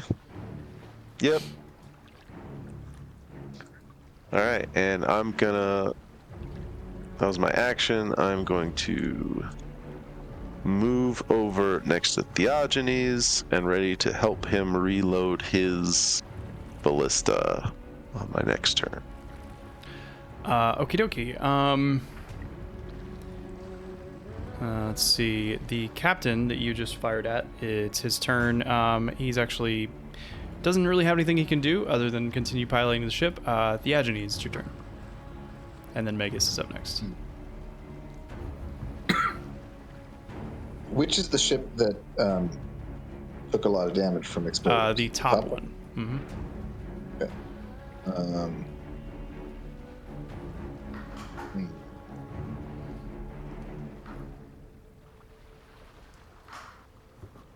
Well, I'm not within range of anything but these ballistas, so I guess I'm gonna fire. But I'm not gonna aim at. I'm just gonna aim at the ship. Nothing. Yep. No problem. Yeah. Still does Nothing. a good amount of damage. So that's it's a disadvantaged attack until the end of this round. Because of distance. Because of distance, yeah. Okay. Can I use? I think I can use my lucky stuff, but we'll see here if we need it. What am I rolling? If you click on the ballista, it has its own little sheet. It doesn't. Hold on. Let me add fire ballista to the actions list. It's there. It's just under features. Yeah. I can also. I think the bottom one has it. The top one doesn't. I think I have. At least if you look at the. Fixed I have it. load ballista sheets. and aim ballista. Try it again. Open it again. I think I fixed it. Load ballista, aim ballista. Okay. No, never mind. Go to features. Features, load ballista, aim. You don't. I'm. Here, click on the other ballista. Oh wait, Okay. inventory, fire ballista. It's under inventory. What? Inventory? Okay, click it. I click it. Yep, there you go. I don't And then even know attack. where inventory is. In chat now. You can click attack on the thing that popped up, and then roll at disadvantage. Oh, there it is. Okay, attack at disadvantage. Okay, so that's still a 16. Wow. A 16 does hit, and that's the top ship you were aiming at. Nice. Yeah. Yeah. So it impacts in the kind of weakened front deck. Go ahead and roll damage. What do I roll? Just click on the in the same chat window where under attack it says damage. Aha. Normal. 22. Nice. Yeah. Solid impact. Okay. Cool. That's your action. Anything else you'd like to do? Yeah. I say something witty. Something witty. Magus. How far away are these boats? They're currently like 400, whatever they're like about 400 feet away. Okay. Can't do anything quite yet. I'm just going to use my action to help reload one of the ballista. Okay, perfect. You reload. I'm going to go with the bottom one because that still has a grenadier on it. Okie doke. Actually, I'm going to go. No, yeah, bottom one. All right. Any bonus action? No. All right, Theo. Right, so the bottom one was loaded. Still got the grenadier. And you've been goaded by Falbin. And I'm a goat by Falbin. Mm-hmm. I'm going to aim for the grenadier and hit the sail behind him. That's kind of a lot. I mean, the sail is above him, It's so in line. Oh, it's not in line. he's below the sail. The sail is. I mean, above. like the post. Like the mast. Yeah, the mast. Yeah. You want I to mean, shoot the grenadier into the mast? Is what you're Yeah, saying? yeah, and I want him to explode so the mast falls down. I can't promise all of that will happen, but you can take a shot at the grenadier and we'll see what happens. I'll.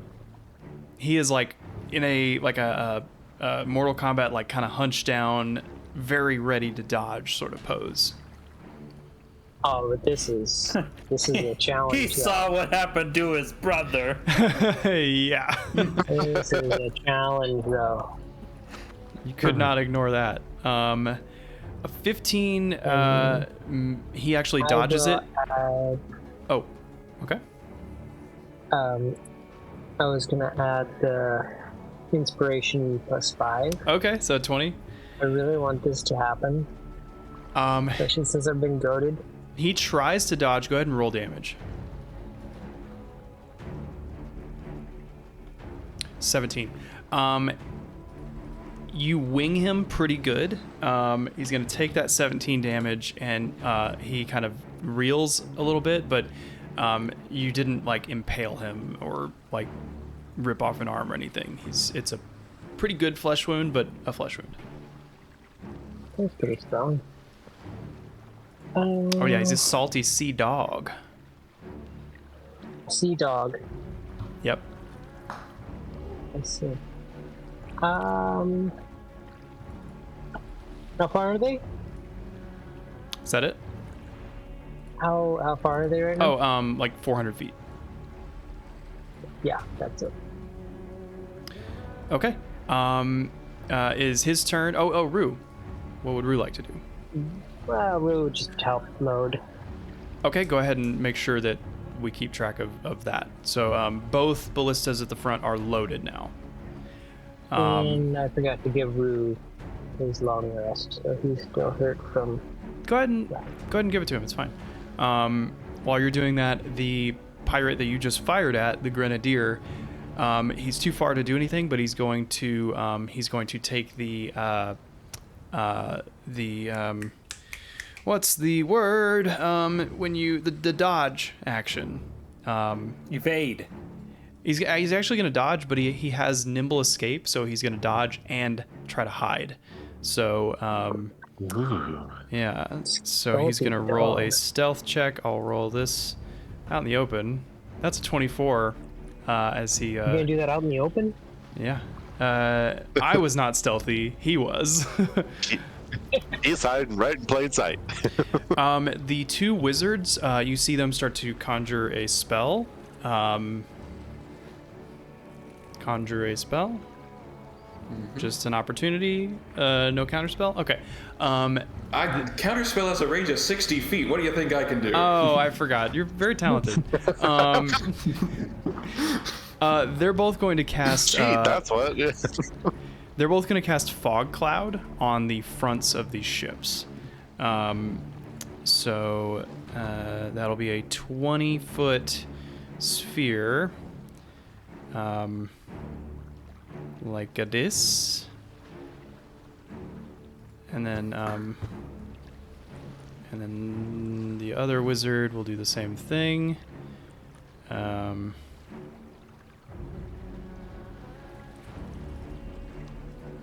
assume that fog cloud is moving with them? Did I forget what Fog Cloud does? I don't know. Is it cast on a location or on an object? It is a point. Actually, that's a good point. I think they would cast it ahead of them in that case. So it'll be... Where's the template?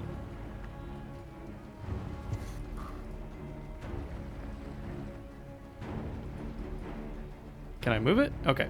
So they're going to cast it between you as far as they can and the ship. It'll give them cover until, like, I guess really just until the end of this round. So, which doesn't really do much for them. However, the warships are going to take their full actions now. So they're called mangonels. They are still in disadvantage range. The ships have 3 actions, one of which they need to use to move. So they're going to spend 1 action to move, and then they can fire both mangonels and both ballistas. So that's going to be a lot. Still at disadvantage. Let's see. So the mangonels on the bottom ship. That's a... I don't know why it's not letting me roll a disadvantage. 15 does not hit, does it? No. You gotta meet 16. Okay. And then that's a 14 and another 14. So the mangonels of the bottom ship all miss. The ballistae. That's 1. That's 2. That's 3. That's 4. An 11. A 19. Yeah, an 11 and a 19. So the 19 is going to hit, and that's going to do, just at the helm, it's going to do, come on, roll.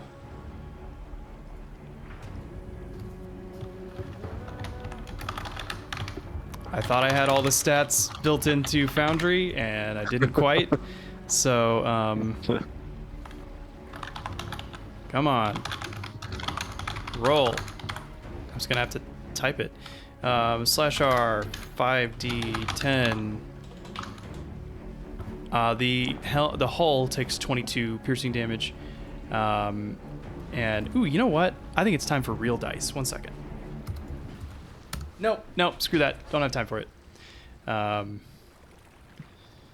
right. Mangonel. Oh, that's working much better.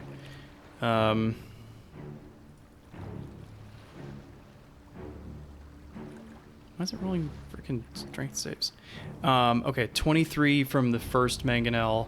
The hull's going to take 25 bludgeoning damage from that. Second shot is a 16.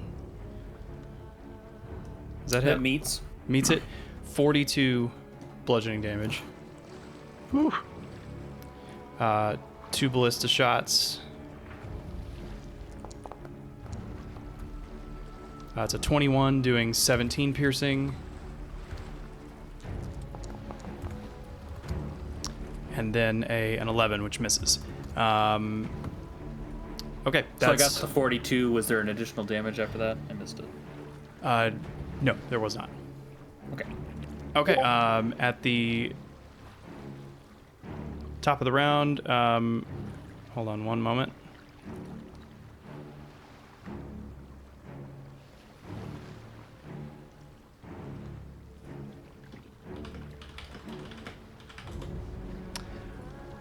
All right, they pass through the fog clouds. They're no longer useful. You are now at your normal effective range. So the ballista, we'll say all 4 ballista are at their normal range. The front 2 are loaded. I don't believe they're aimed. Correct. Okay. Falbin's your turn.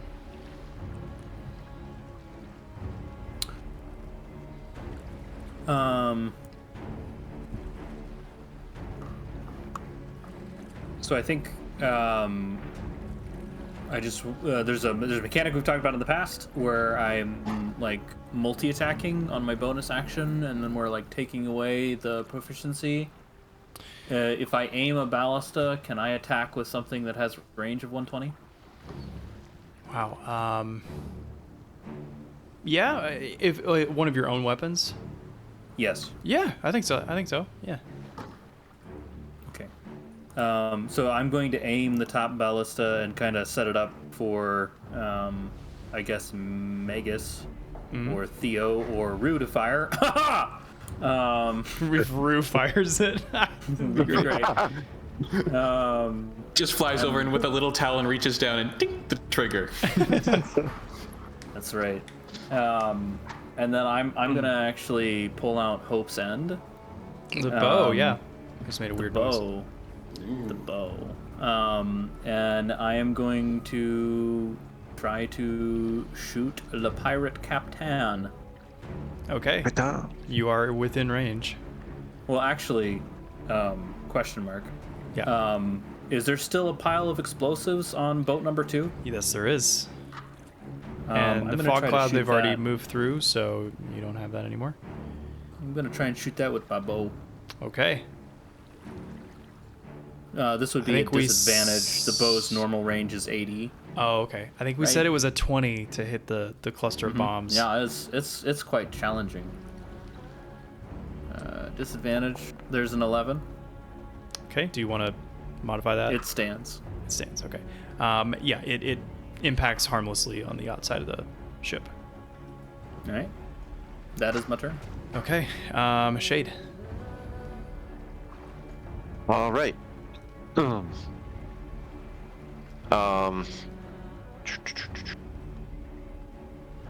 there's not a lot I can do.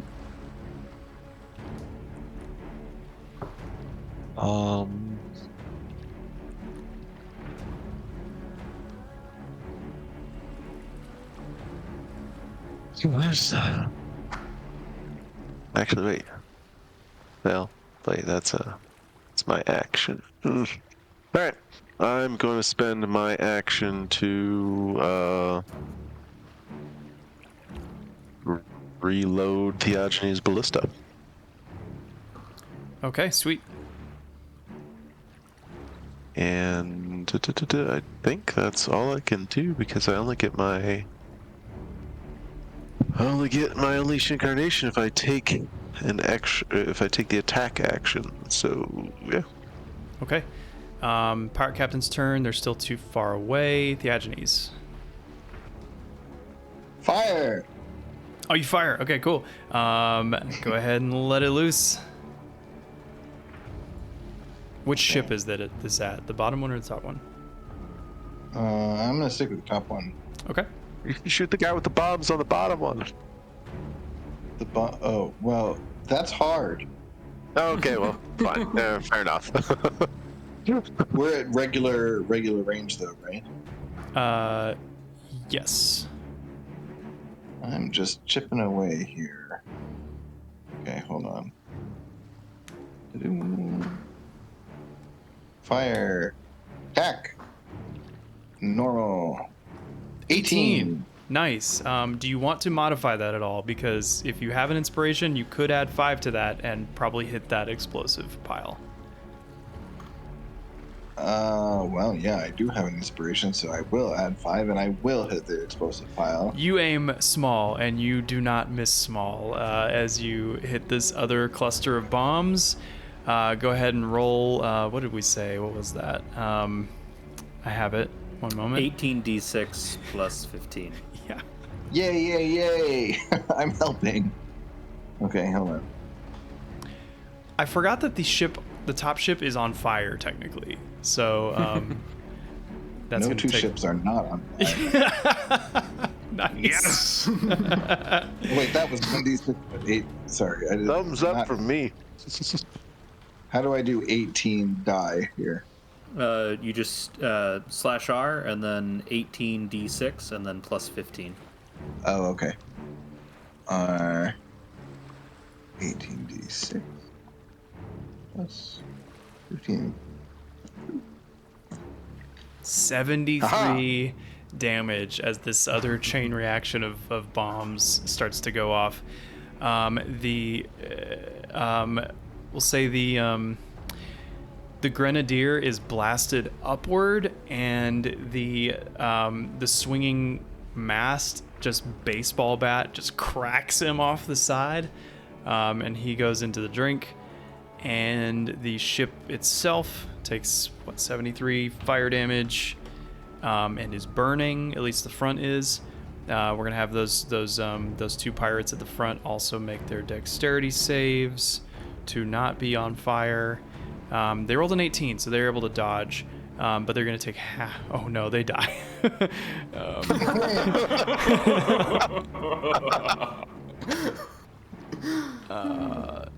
Yeah, okay, they're dead. You know what? I realized the other two did not die. They just caught on fire. They should be dead. They are dead and on fire. Right? Mm-hmm. Okay, but we should have two. Oh, yeah, we did. All right, nice job. I didn't expect that. Okay. Let's see. Is that anything else? I'm good. Okay, I feel Magus. satisfied. Good. Okay. How far away are the boats now? Still like, what's the non-disadvantage range of the ballistas? 120. Yeah, they're like roughly 100 feet away. Okay, so they closed from 40 to 100 feet. They're going to run into the Ultros at the end of this turn. Correct? Yes. Okay. I kind of like, stretch my shoulders, walk up to the front a little bit and say like, hey everybody, what is the one thing you must always remember? And I cast Falbin cheers. Water. Magic is awesome! Because Exactly. I've been taking some measurements, and both of these other ships are less than 100 feet long, whereas the Ultros is like over 280. And so in between us, like right as they're approaching us, a gulf 100 feet long, 100 feet wide, and 100 feet deep just opens in the sea. What? Sorry, Yep. what? Hold on, it can do that? Yes, it can. What? What?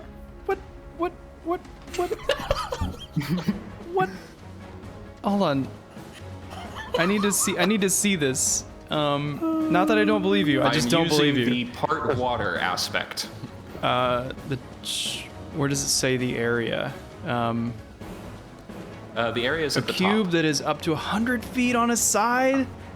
Yep. What? So they all went straight down 100 feet, whereas we just go we bridge the gap as we go over it. I got, good lord. Okay, yeah, that ship just, like a car driving off a cliff, just cause, what the hell? And I'm casting it in the middle, so as they both come toward us, they both just down in this hole. Okay, And I'm just gonna jump below deck so they can't fire at me and make me lose concentration on this. I'm gonna give them one last action as they start to go in. But holy, what the fuck? Okay, my combat encounter. Anything else you would like to do? No, and also this lasts for 10 minutes, by the way, so they're Neat. just in the 10-minute hole. Awesome. At least until we pass over and I change it into a whirlpool. Anyway. Okay, so you're saying the Ultros is not going to get affected by this at all? Well, it's a 100-foot hole. It's only 100 feet wide, and the Ultros is more than 280 feet long, or 230 feet long. And so it would be it's gonna go out cantilever 100 feet out, but before it starts to tip down, it's gonna reach the other side, and it's just gonna bridge this hole because it's so long. All right, Theo. It might tip a little bit and then just catch the edge and bounce up, but yeah. Yeah, it's not going to be like Oh, Speed man. where the bus kind of jumps up a little bit as it goes off that bridge. You guys know what I'm talking about. Holy shit. Nicely done. You're not allowed to play for 2 more sessions. Theo. I'll just be huh. You win. Falvin, do you agree that he wins? You should shoot them while they're down. Yes! Does it? Okay. Where's By my the way, pea doesn't sound shooter? very sportsmanlike. Where's my pea shooter? I would also like guess to add that they I'll- probably. I would also like to add go that they ahead. probably crash into each other, since we're no longer in the way. Sure, why If not? they survive the fall. What, are they going to Why? die harder? So I guess while they're falling down into this, I'll aim at the captain. Cool. Take a shot. Cool. Cool. Life is meaningless. Why am I even here? I am the sharpshooter and I can't even Well, do anything. make. Whoa. Whoa! What was that? That was the ballista attack. Well, anyway, he'll probably tell you later, but a sacrifice is being made here. Potentially. Okay, an 11. It misses. The captain does not even register that you're shooting at him. Yeah, he's got other problems. He just is standing stock still with his hands at the wheel, eyes wide. Would Rue like to do anything? No, I think it's alright. Okay, cool. The wizards. I mean, Cast fog to hide its shame. let's see. Is there anything that they can do that does anything?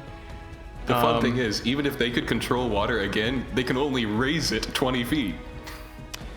So the timing of this, they're going down right before the Ultros goes over them, basically. I mean, it depends on when the ships move. So I've just opened a gulf in between us that we are all heading toward. I am going to roll a in the open luck check for these 2 wizards.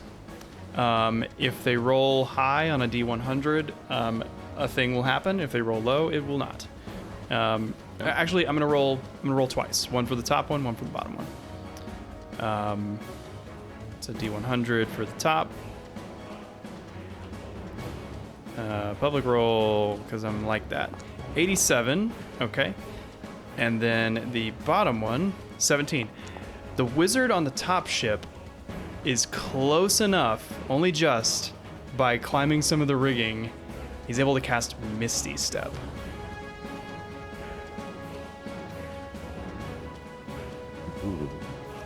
You gonna let that? Is that cool? I always have to pause when a spell gets cast. Okay, like I mean, like the ships are still 100 feet away, and I said that I jumped below deck so I couldn't be shot and lose concentration. So like even if I were still on deck, it'd be too far away. I couldn't counterspell Okay, it. cool. So you don't see the wizard cast Misty Step. Theo, I guess you see the wizard just disappear. You don't see where they reappear.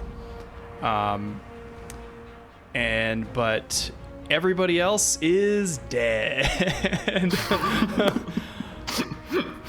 Does the wizard yell, "Abandon ship!"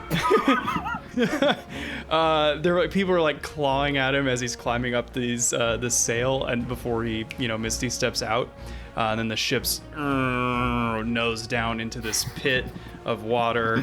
The Ultros starts to pass over as the ships drop out of line of sight.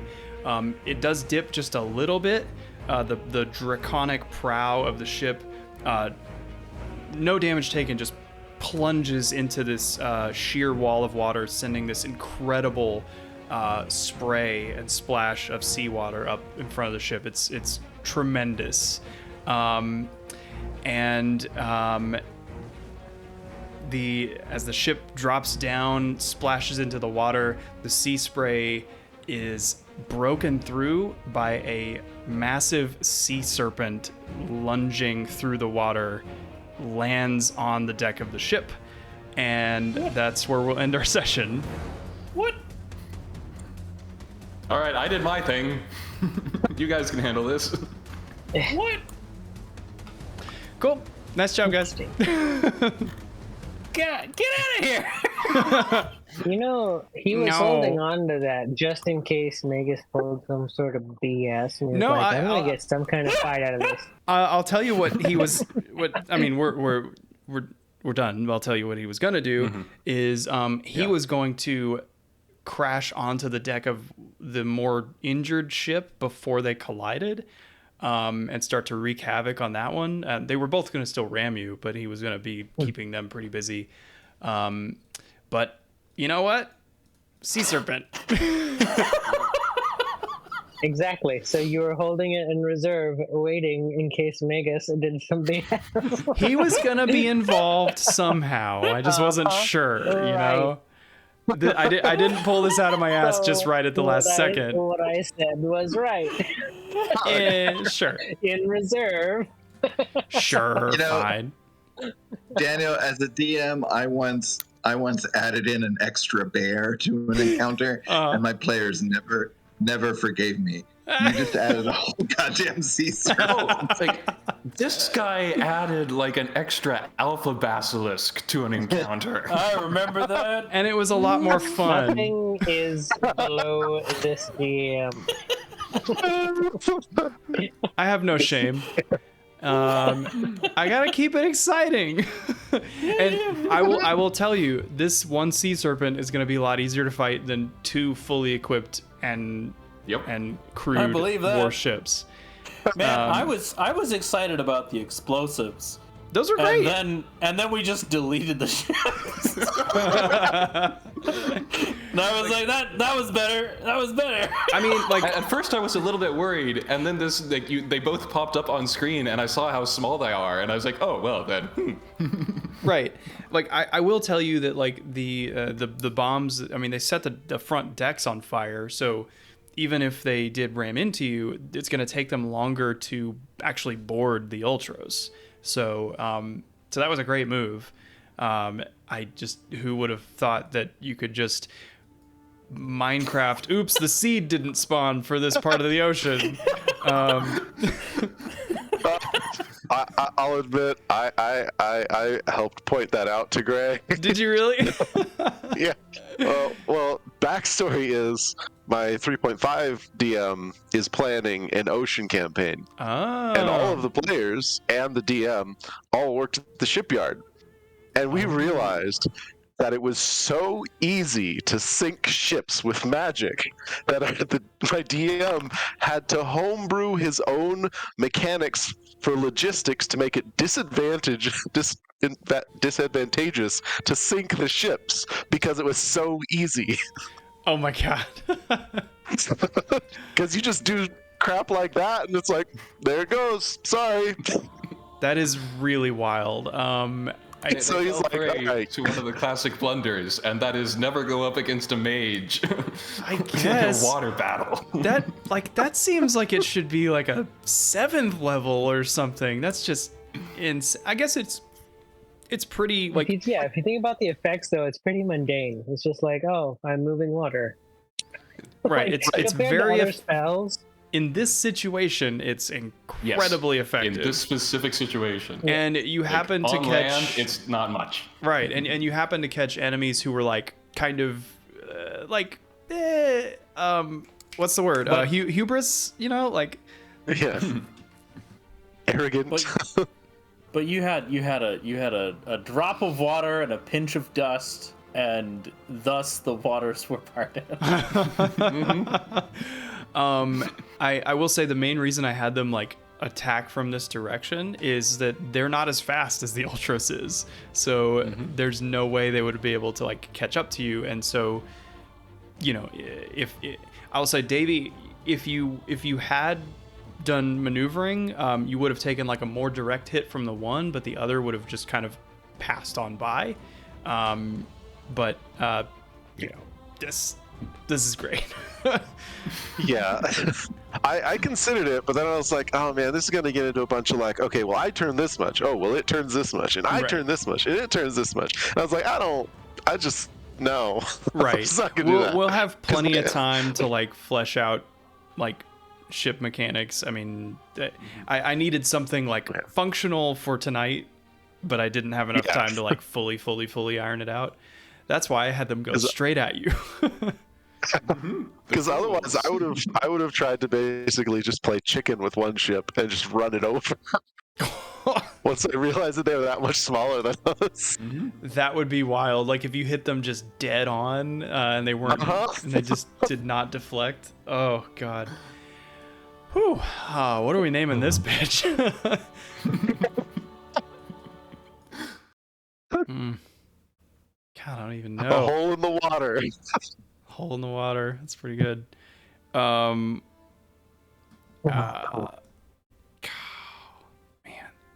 I mean, obviously, but any standout moments?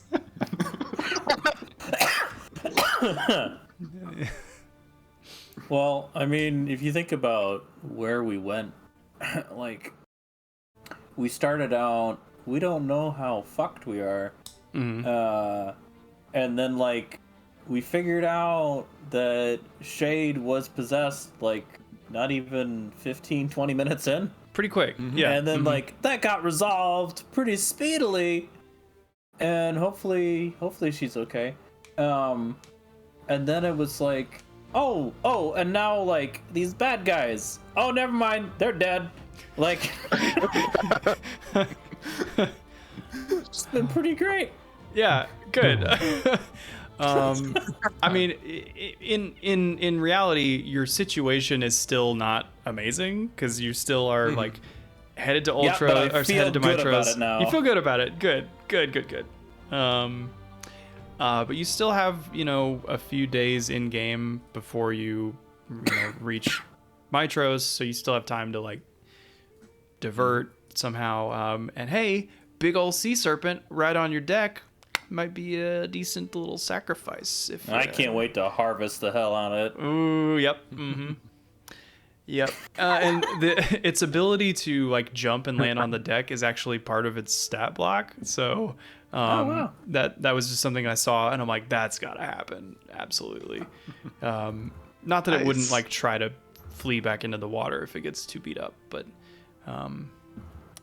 it does not know quite what it's getting What water? Vegas is just going to make it disappear. Well, the thing is, I can only do that once. I only have one of those. Yeah. And I'm sure it'll be fine if it falls in the hole of water. Cool. I would like to point out like Shade's subtle accent. Yeah, that was man, good. that was so hard. I was trying not to overplay it, but I wanted to slip something in there. Yeah, That no, was some really good RP. You did great. You did great. Yeah, like after last session, like we talked a little bit, and I basically just here's like some bullet points of like stuff Estor would do or wants, you know, contrasted with him trying to blend in with you guys. But That was so nerve-wracking at the beginning, with going up to the old Trias sprout. Oh, yeah, because like I mean, had you not rolled as well for your like your what was it, performance or deception, like she would have like been really afraid of you, and that might have like damaged your relationship going forward. So so that was pretty tense. Very wild. Oh man. Well, cool. Love that. Maybe we should call this episode Moses. Moses.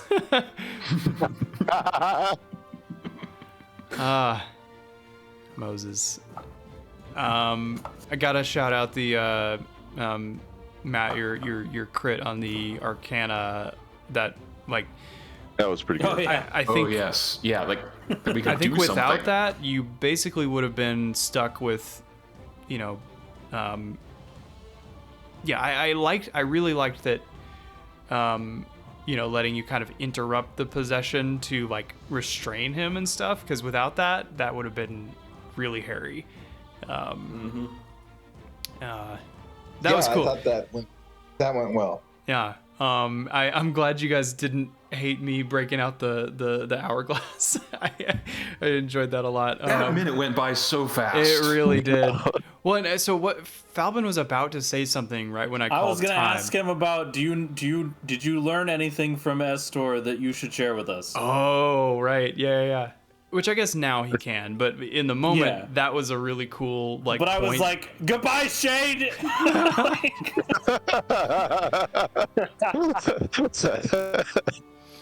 I always like the trope of, you know, ask me something only I would know. You know, that's fun.